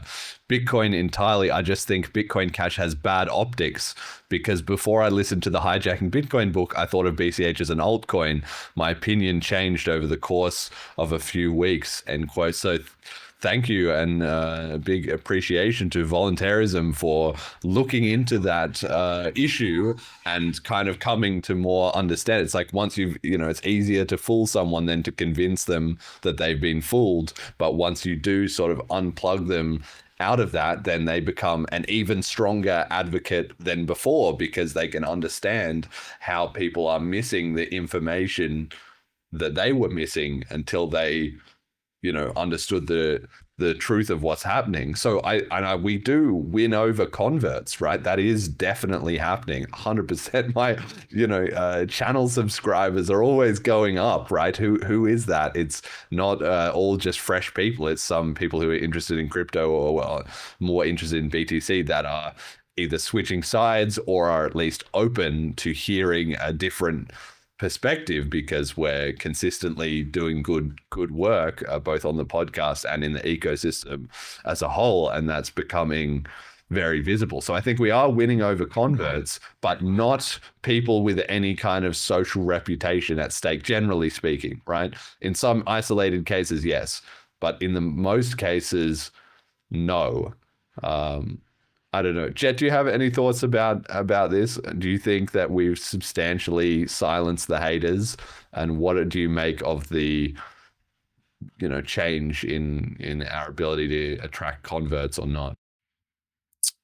I don't really know how to answer this, because like every time Roger does anything, there's maxis who are back out to talk shit about BCH, even if Roger's not talking about BCH. We saw that with the Tucker Carlson interview. But at the same time, I definitely have noticed when BCH does come up outside of the normal BCH, terminally online community, then you'll get a lot more seemingly normal people now defending it. And I think that's been more noticeable since hijacking Bitcoin. So maybe we need more heavily marketed educational resources. I don't know. Yeah, I don't think we're getting oh man, yeah, this is really hard to think about, because I don't think we're converting a whole lot of people. Maybe people that were on the fence and not necessarily BTC maxis to begin with. But like you said, yeah, those people have got to be coming from somewhere, and it's not completely normies. So yeah, probably people that are maybe not leaning one way or the other, at least open up to, or at least people that are at least open to hearing other perspectives and takes on crypto. Yeah, because part of the reason this was all on my mind, right, was in theory, this is not how it works at all, but in theory, if somebody says, I don't like BCH, and they have a reason, and then you address that reason, use either something changes, or, oh, look here, we have a technology, or that was misinformation, and here's the truth, etc. You address that reason, then they say, oh, I have another reason. And then you address that. And then they have another reason, you address that. Soon enough, if you're addressing legitimate, often, criticisms, well, at a certain point, they run out of criticisms, right? And then at that point, if you've addressed all their criticisms, logically, they should say, oh, I was wrong. I'm going to convert. I'm now going to be part of BCH. Turns out all the objections I had to it were not real, and now I'm on board with you guys.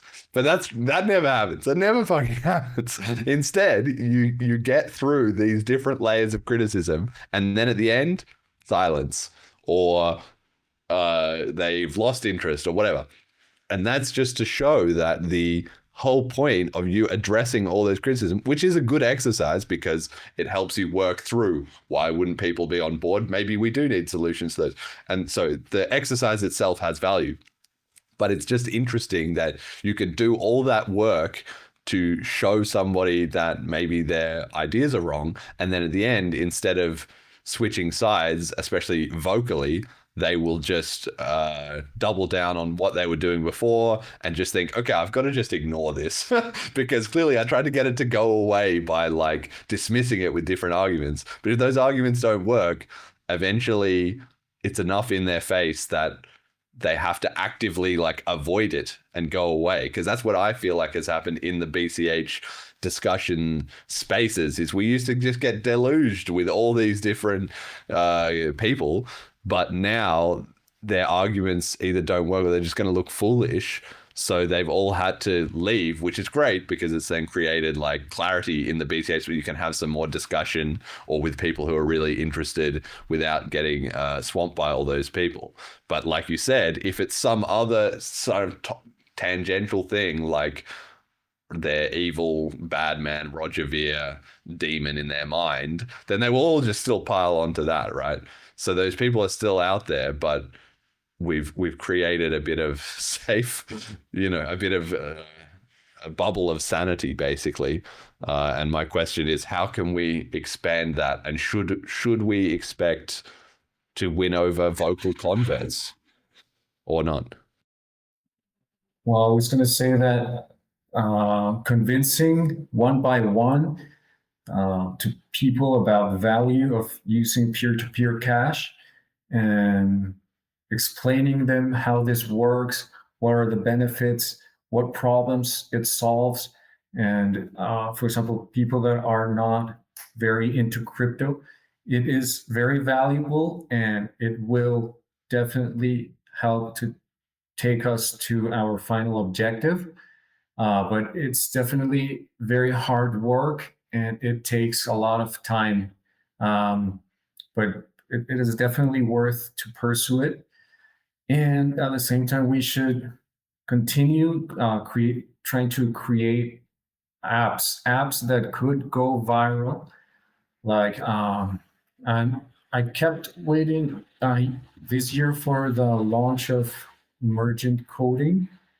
But I think that is what at the end is going to take us over the line to really make like BCH go to the top 3. We should pursue these entrepreneurial endeavors. Try to make something that it cannot be used physically, but just but this is electronic cash, right? So some app that the regular financial system can provide, and we can provide it because it's decentralized, right? And it's efficient, there's low fees, and something that takes advantage of all the benefits that the original Bitcoin has. I'm not entirely convinced that we need this like viral moment. Like, I think even if we just had things like, cruise ship networks start accepting it, where then the tourists on those cruise ships don't have to convert their currency, or artists that are traveling, whether that's like a full band or just a small solo, like anyone that's on tour, especially internationally, I don't think has any reason not to be accepting cryptocurrency. And then you expose massive amounts of normies outside of an investment environment to using this thing as money. And even if they don't do it then, the next time you're on tour, keep accepting it. And I think that will have more of an impact than something like ChatGPT that people will use for a month, but unless you're, really into tech, you're not going to give a damn about. Yeah, well, that's kind of the idea. That's where I feel like things like BLISS are really strong. And that's why I like that idea of doing some purely peer and cash stamps and stuff like that, because we're creating the prototypes for these sort of on-location concentrations where you bring in people who are already familiar with it, who already know it and are already going to be a part of it and can already have a BCH economy going. So you already have that effect. And then people at the fringes of it see it happening, and it's much more approachable to them because there's all these other people already involved in it. They can ask questions and get answers, live on the spot. And it seems fun and cool and exciting and interesting.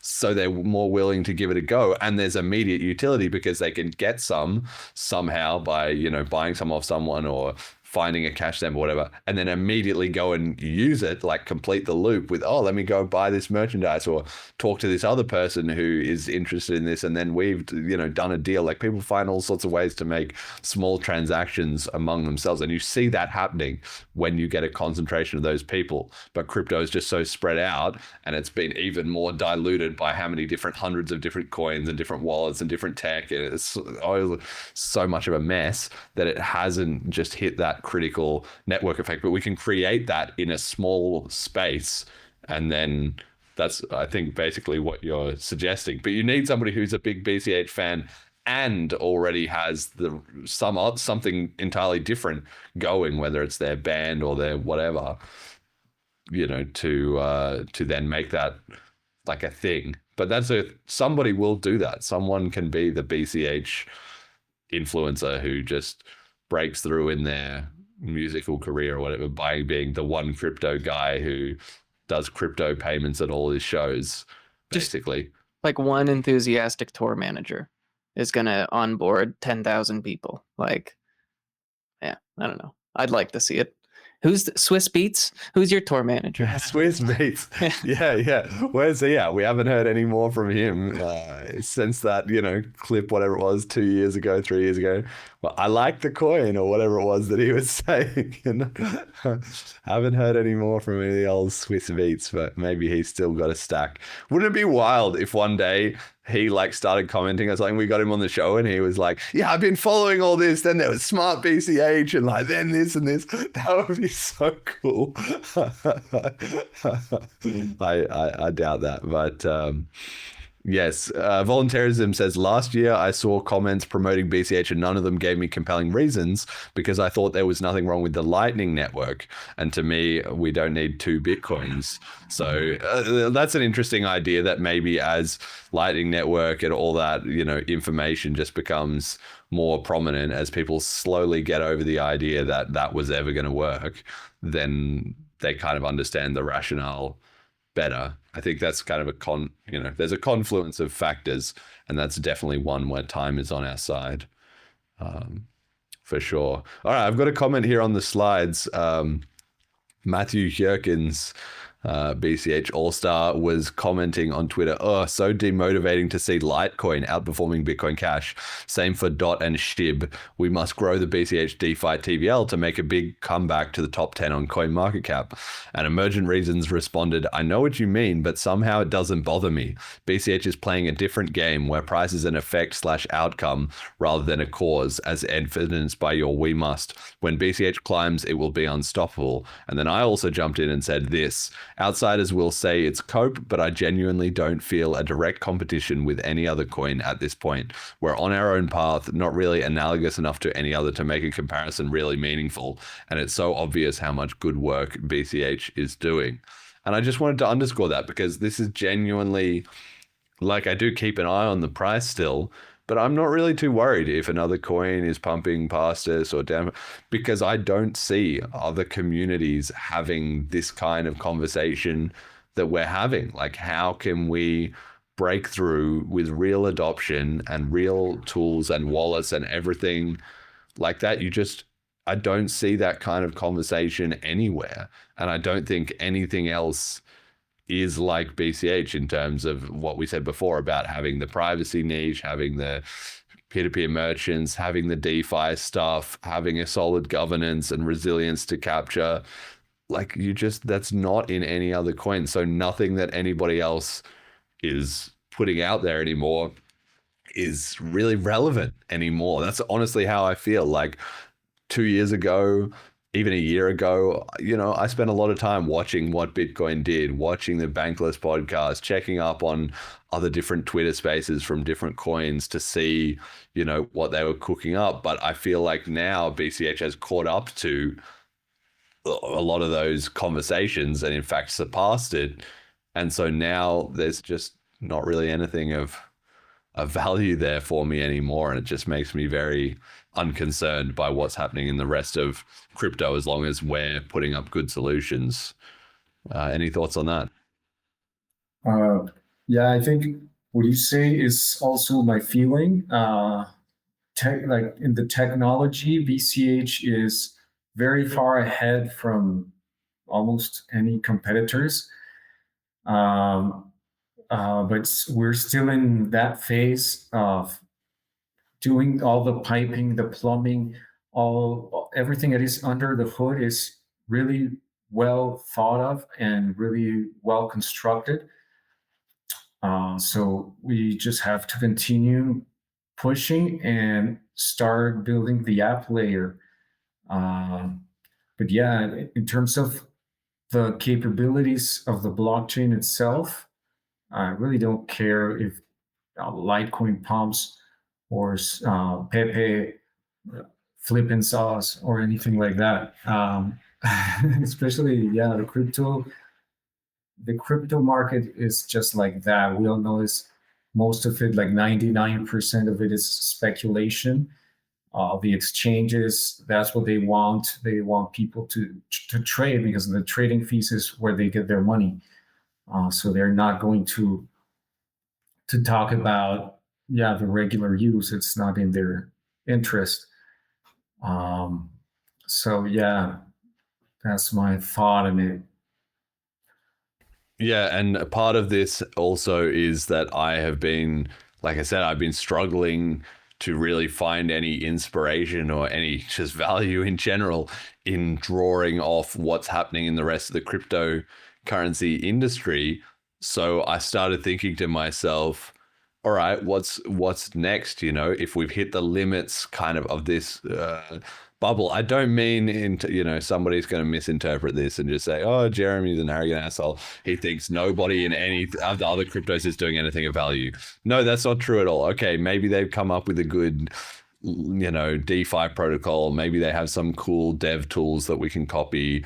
Maybe their coin is a higher market cap because they've got more people involved in their store of value hype or whatever. That's fine. But in terms of us actually innovating and pursuing our own mission that we're doing with the peer-to-peer cash to 8 billion people, like other coins just aren't on that path, Like ETH is busy. Yeah. Like if Ethereum, if Vitalik was thinking anything like the BCH community, he wouldn't be writing up that whole post that we showed before where he's like just lost in this soup of, complaints from people about technology that isn't working. And like, it's not just like, guys, we're being peer-to-peer cash and here's where we're missing things.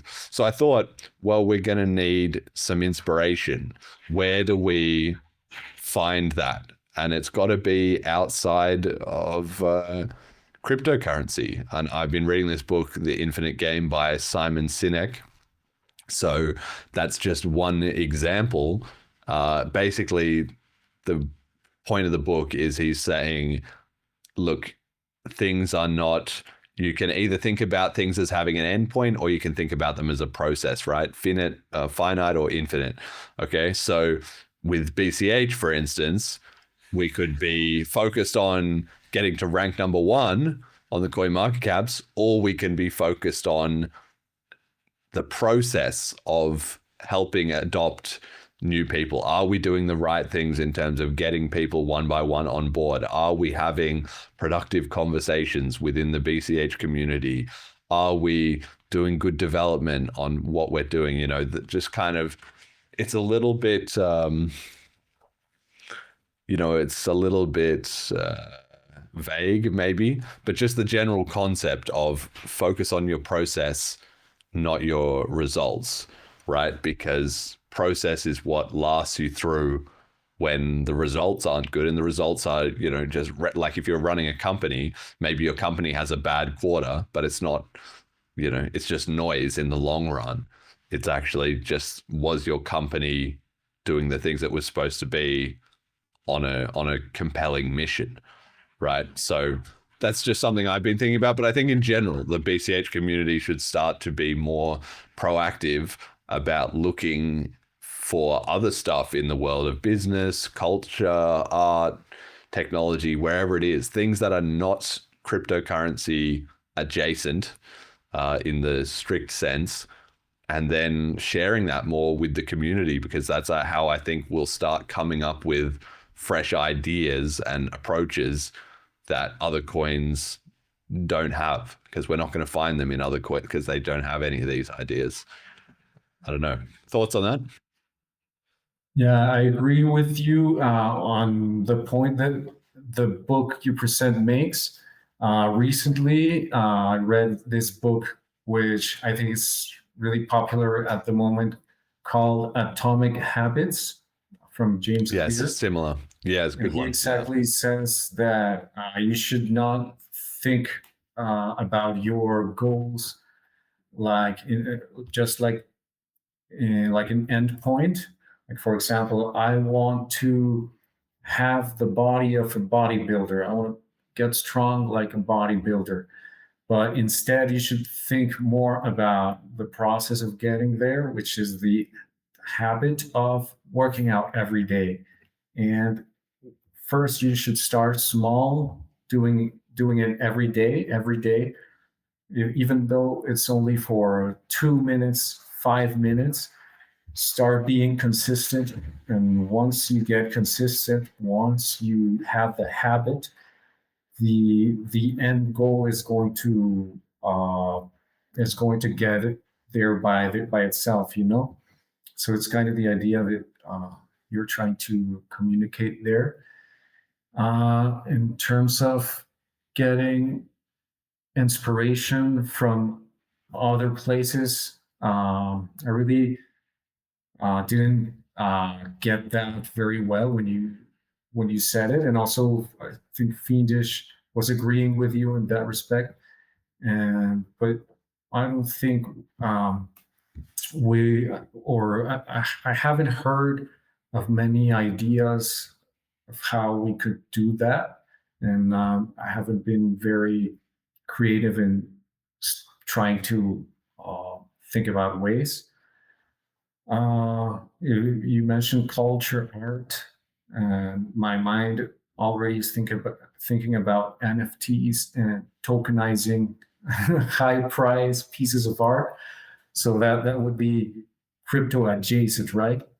Crypto. Yeah, well, that's the right kind of idea. That's what I'm saying, is just having more conversations either within the community or, you know, outside the community. Like, instead of arguing with someone, you know, about the text specifics of Monero versus BCH privacy, for instance, irrelevant. Find some other well, not irrelevant, but find some other niche and talk to somebody who's like really keen on, you know, avocado farming in Guatemala or something, right? And then maybe they say, oh, you know, we've got this problem at BCH Consult. Or maybe they just say something which seems completely unrelated. Like they say, oh, well, when you're farming avocados, you need to do it in this certain way. And that triggers us to then think, oh, we could do a methodology like that. Or, you know, people get ideas by combining things from unrelated fields, right? And so I think we've, at least in my personal belief, I've sort of hit a lot of the stuff in crypto. I've seen it, I've absorbed it, taken some inspiration, but I'm not getting like breakthroughs of like, wow, this is something new that could be really worth trying anymore. I think the discussion just seems a bit stale, and it's just more of the same. Oh, Trump launches a meme coin, whinging about the government and about regulations, you know, whatever it is, right? And I'm just like, okay, that's not where we're going to find breakthroughs. You mean like lateral thinking, no? Like, yeah. Use your lateral thinking to get more strategy, to try to think about better strategies to solve this problem from a different standpoint, from different perspectives. Yeah. I haven't had enough time really to reflect on that, and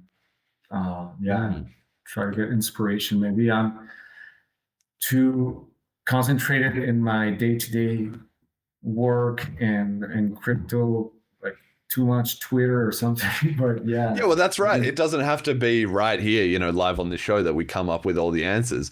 That's exactly what I'm saying, you know, is just you and I and a lot of other people who are heavily engaged in BCH are probably just, you know, recycling those same conversational avenues where we go for kind of ideas and input. And at a certain point, you know, maybe you've got most of the benefit, and we need to just radically think really differently about finding or introducing some other elements from other places. Like, it doesn't have to be anywhere specific, just somewhere radically different, because I think that will bring in some new adopters, but also some new ideas, especially that we can get the jump on the rest of the industry into, because just like we're doing this, every other community is, chewing over the same meal themselves, right? In whatever their variation of things are.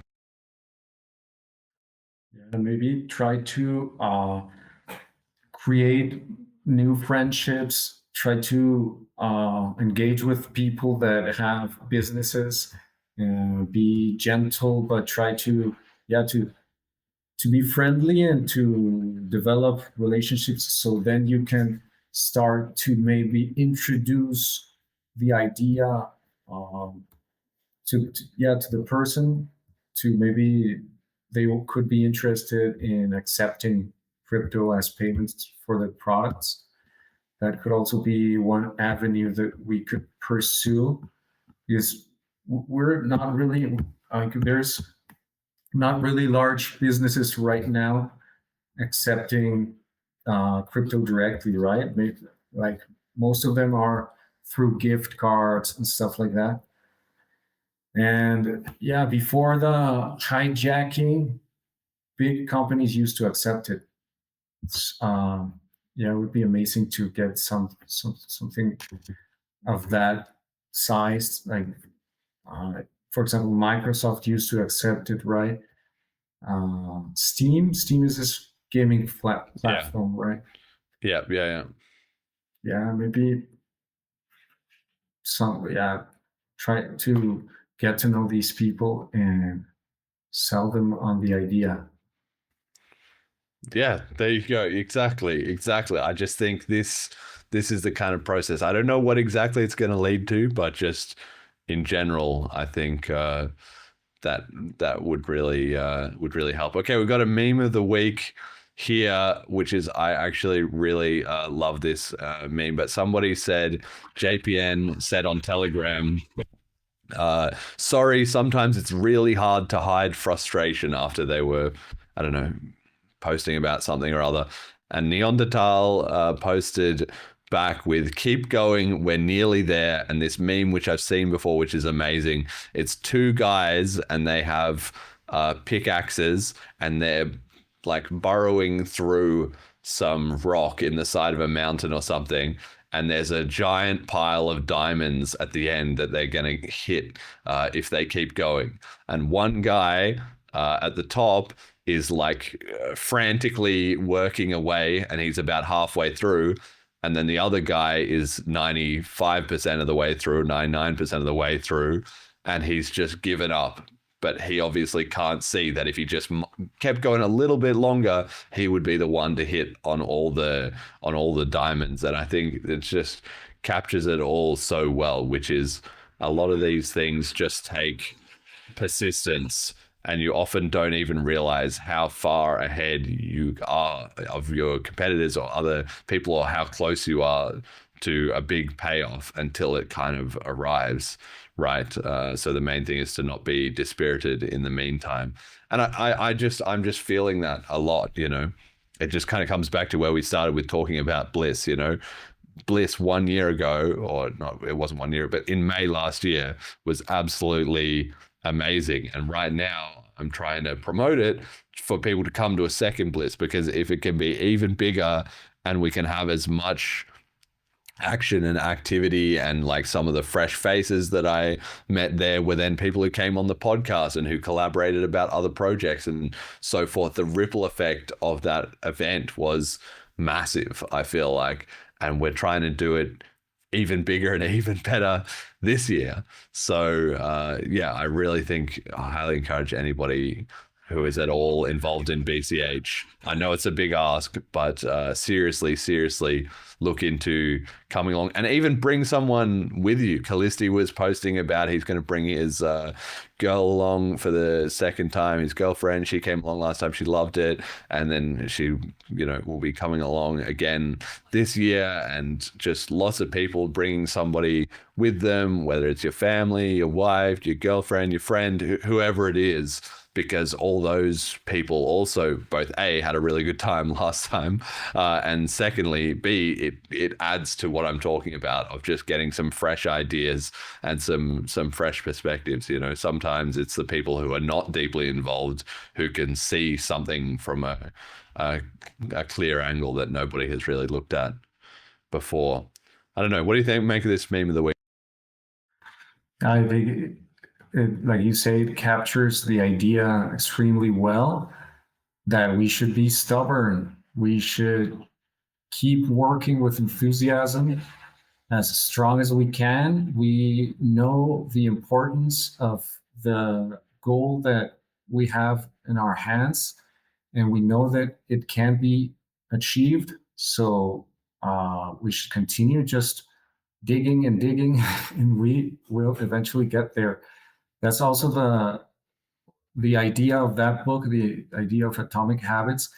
You just have to concentrate on the current day, obviously with a future outlook, but do everything like if it's going to happen, and yeah, just not get discouraged. It's like you say, there's many other blockchains. Most of them are not pursuing this objective. They're just doing some other stuff.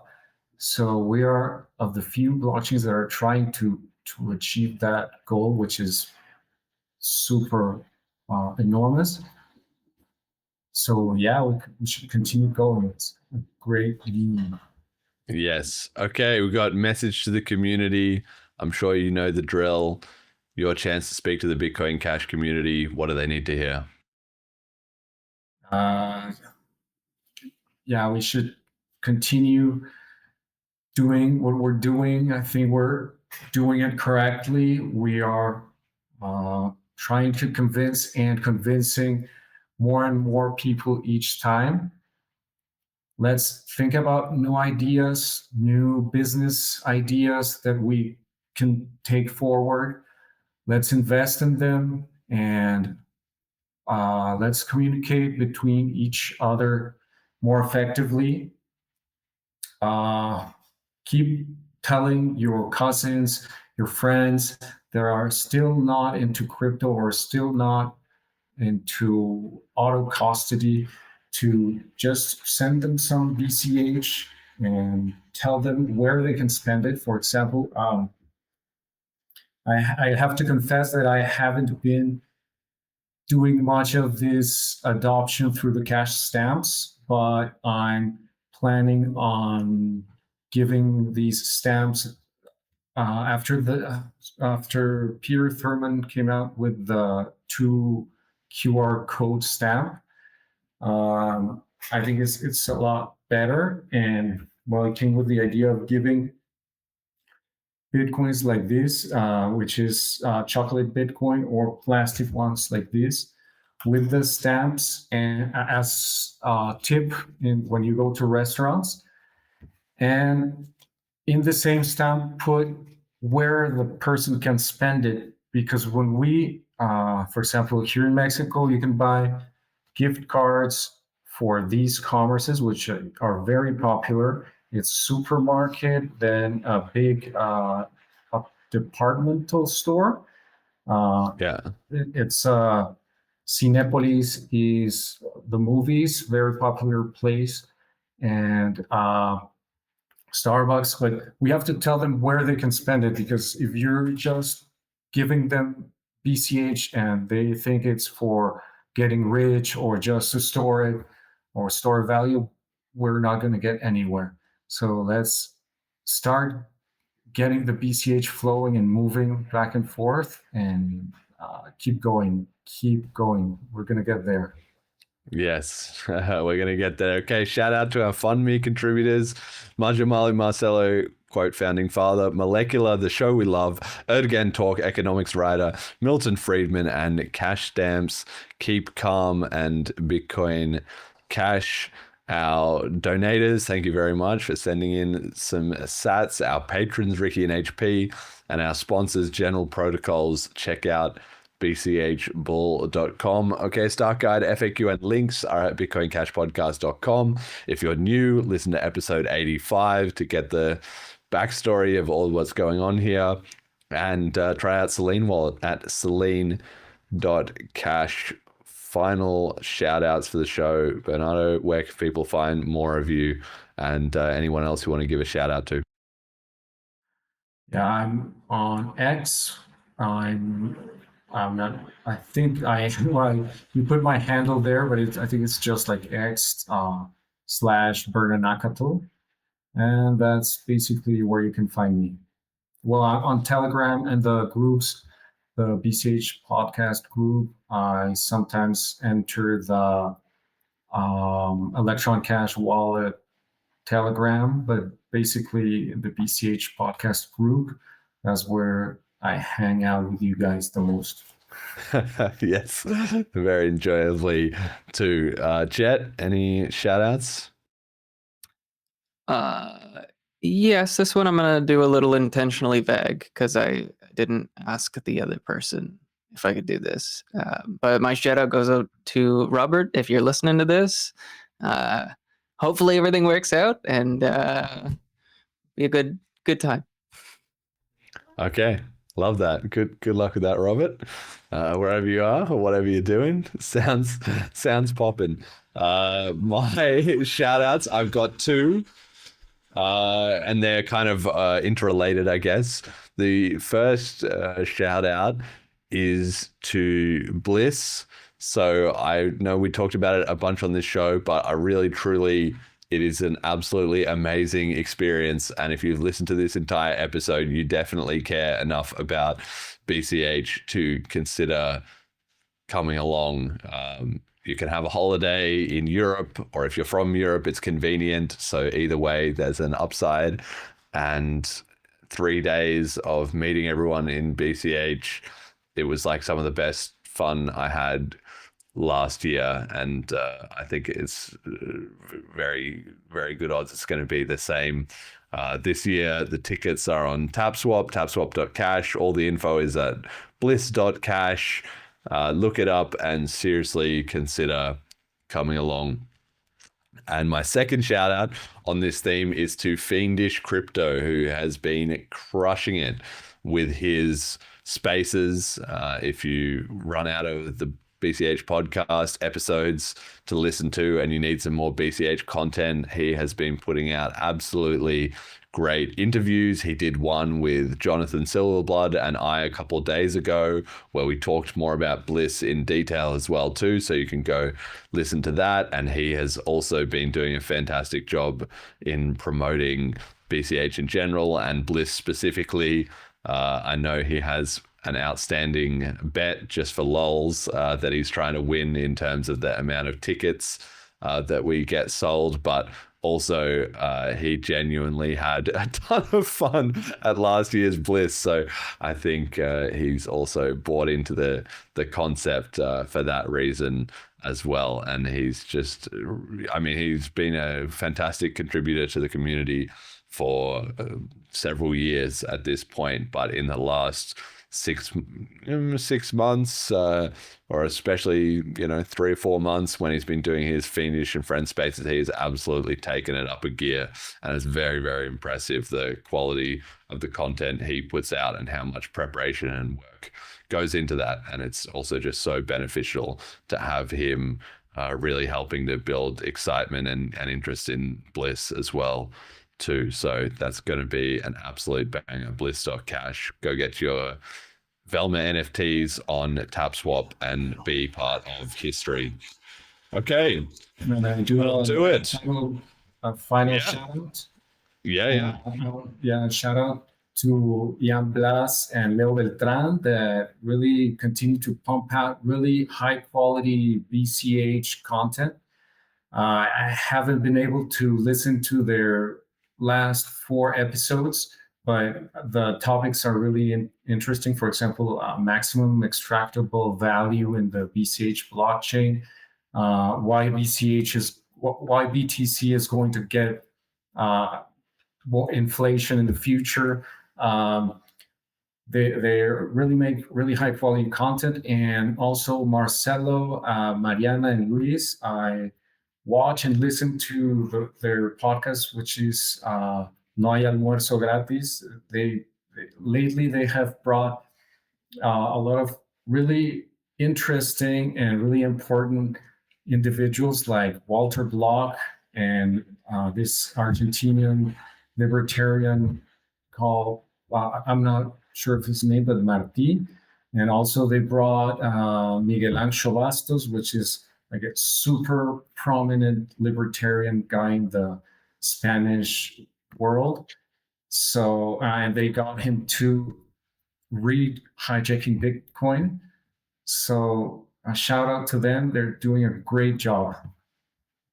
Yes, yes, absolutely amazing. And it just goes to show as well how much of a multifaceted battle it is. I mean, that's another thing, like another area that we can really look to try and get more inspiration is BCH is quite strong in English, I feel like, and in Spanish and maybe in Chinese as well too. But there's got to be so many other languages and little communities that maybe are not super exposed to BCH, or it's hard for them to find the information or what have you. And it just takes a couple of people who have that crossover ability to start a new podcast in that language, or start helping to translate some of the existing material to that language, or passing out Hijacking Bitcoin, or whatever it is, to just make such a difference in the education level of the whole world eventually, because once everybody understands all this information, BCH will be globally adopted. There's no doubt about that. The biggest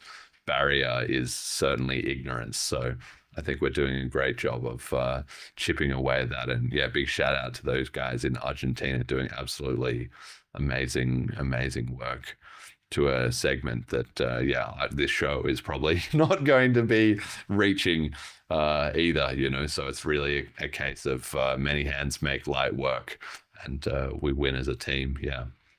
Okay, that's it. Thank you all for listening. Until next time.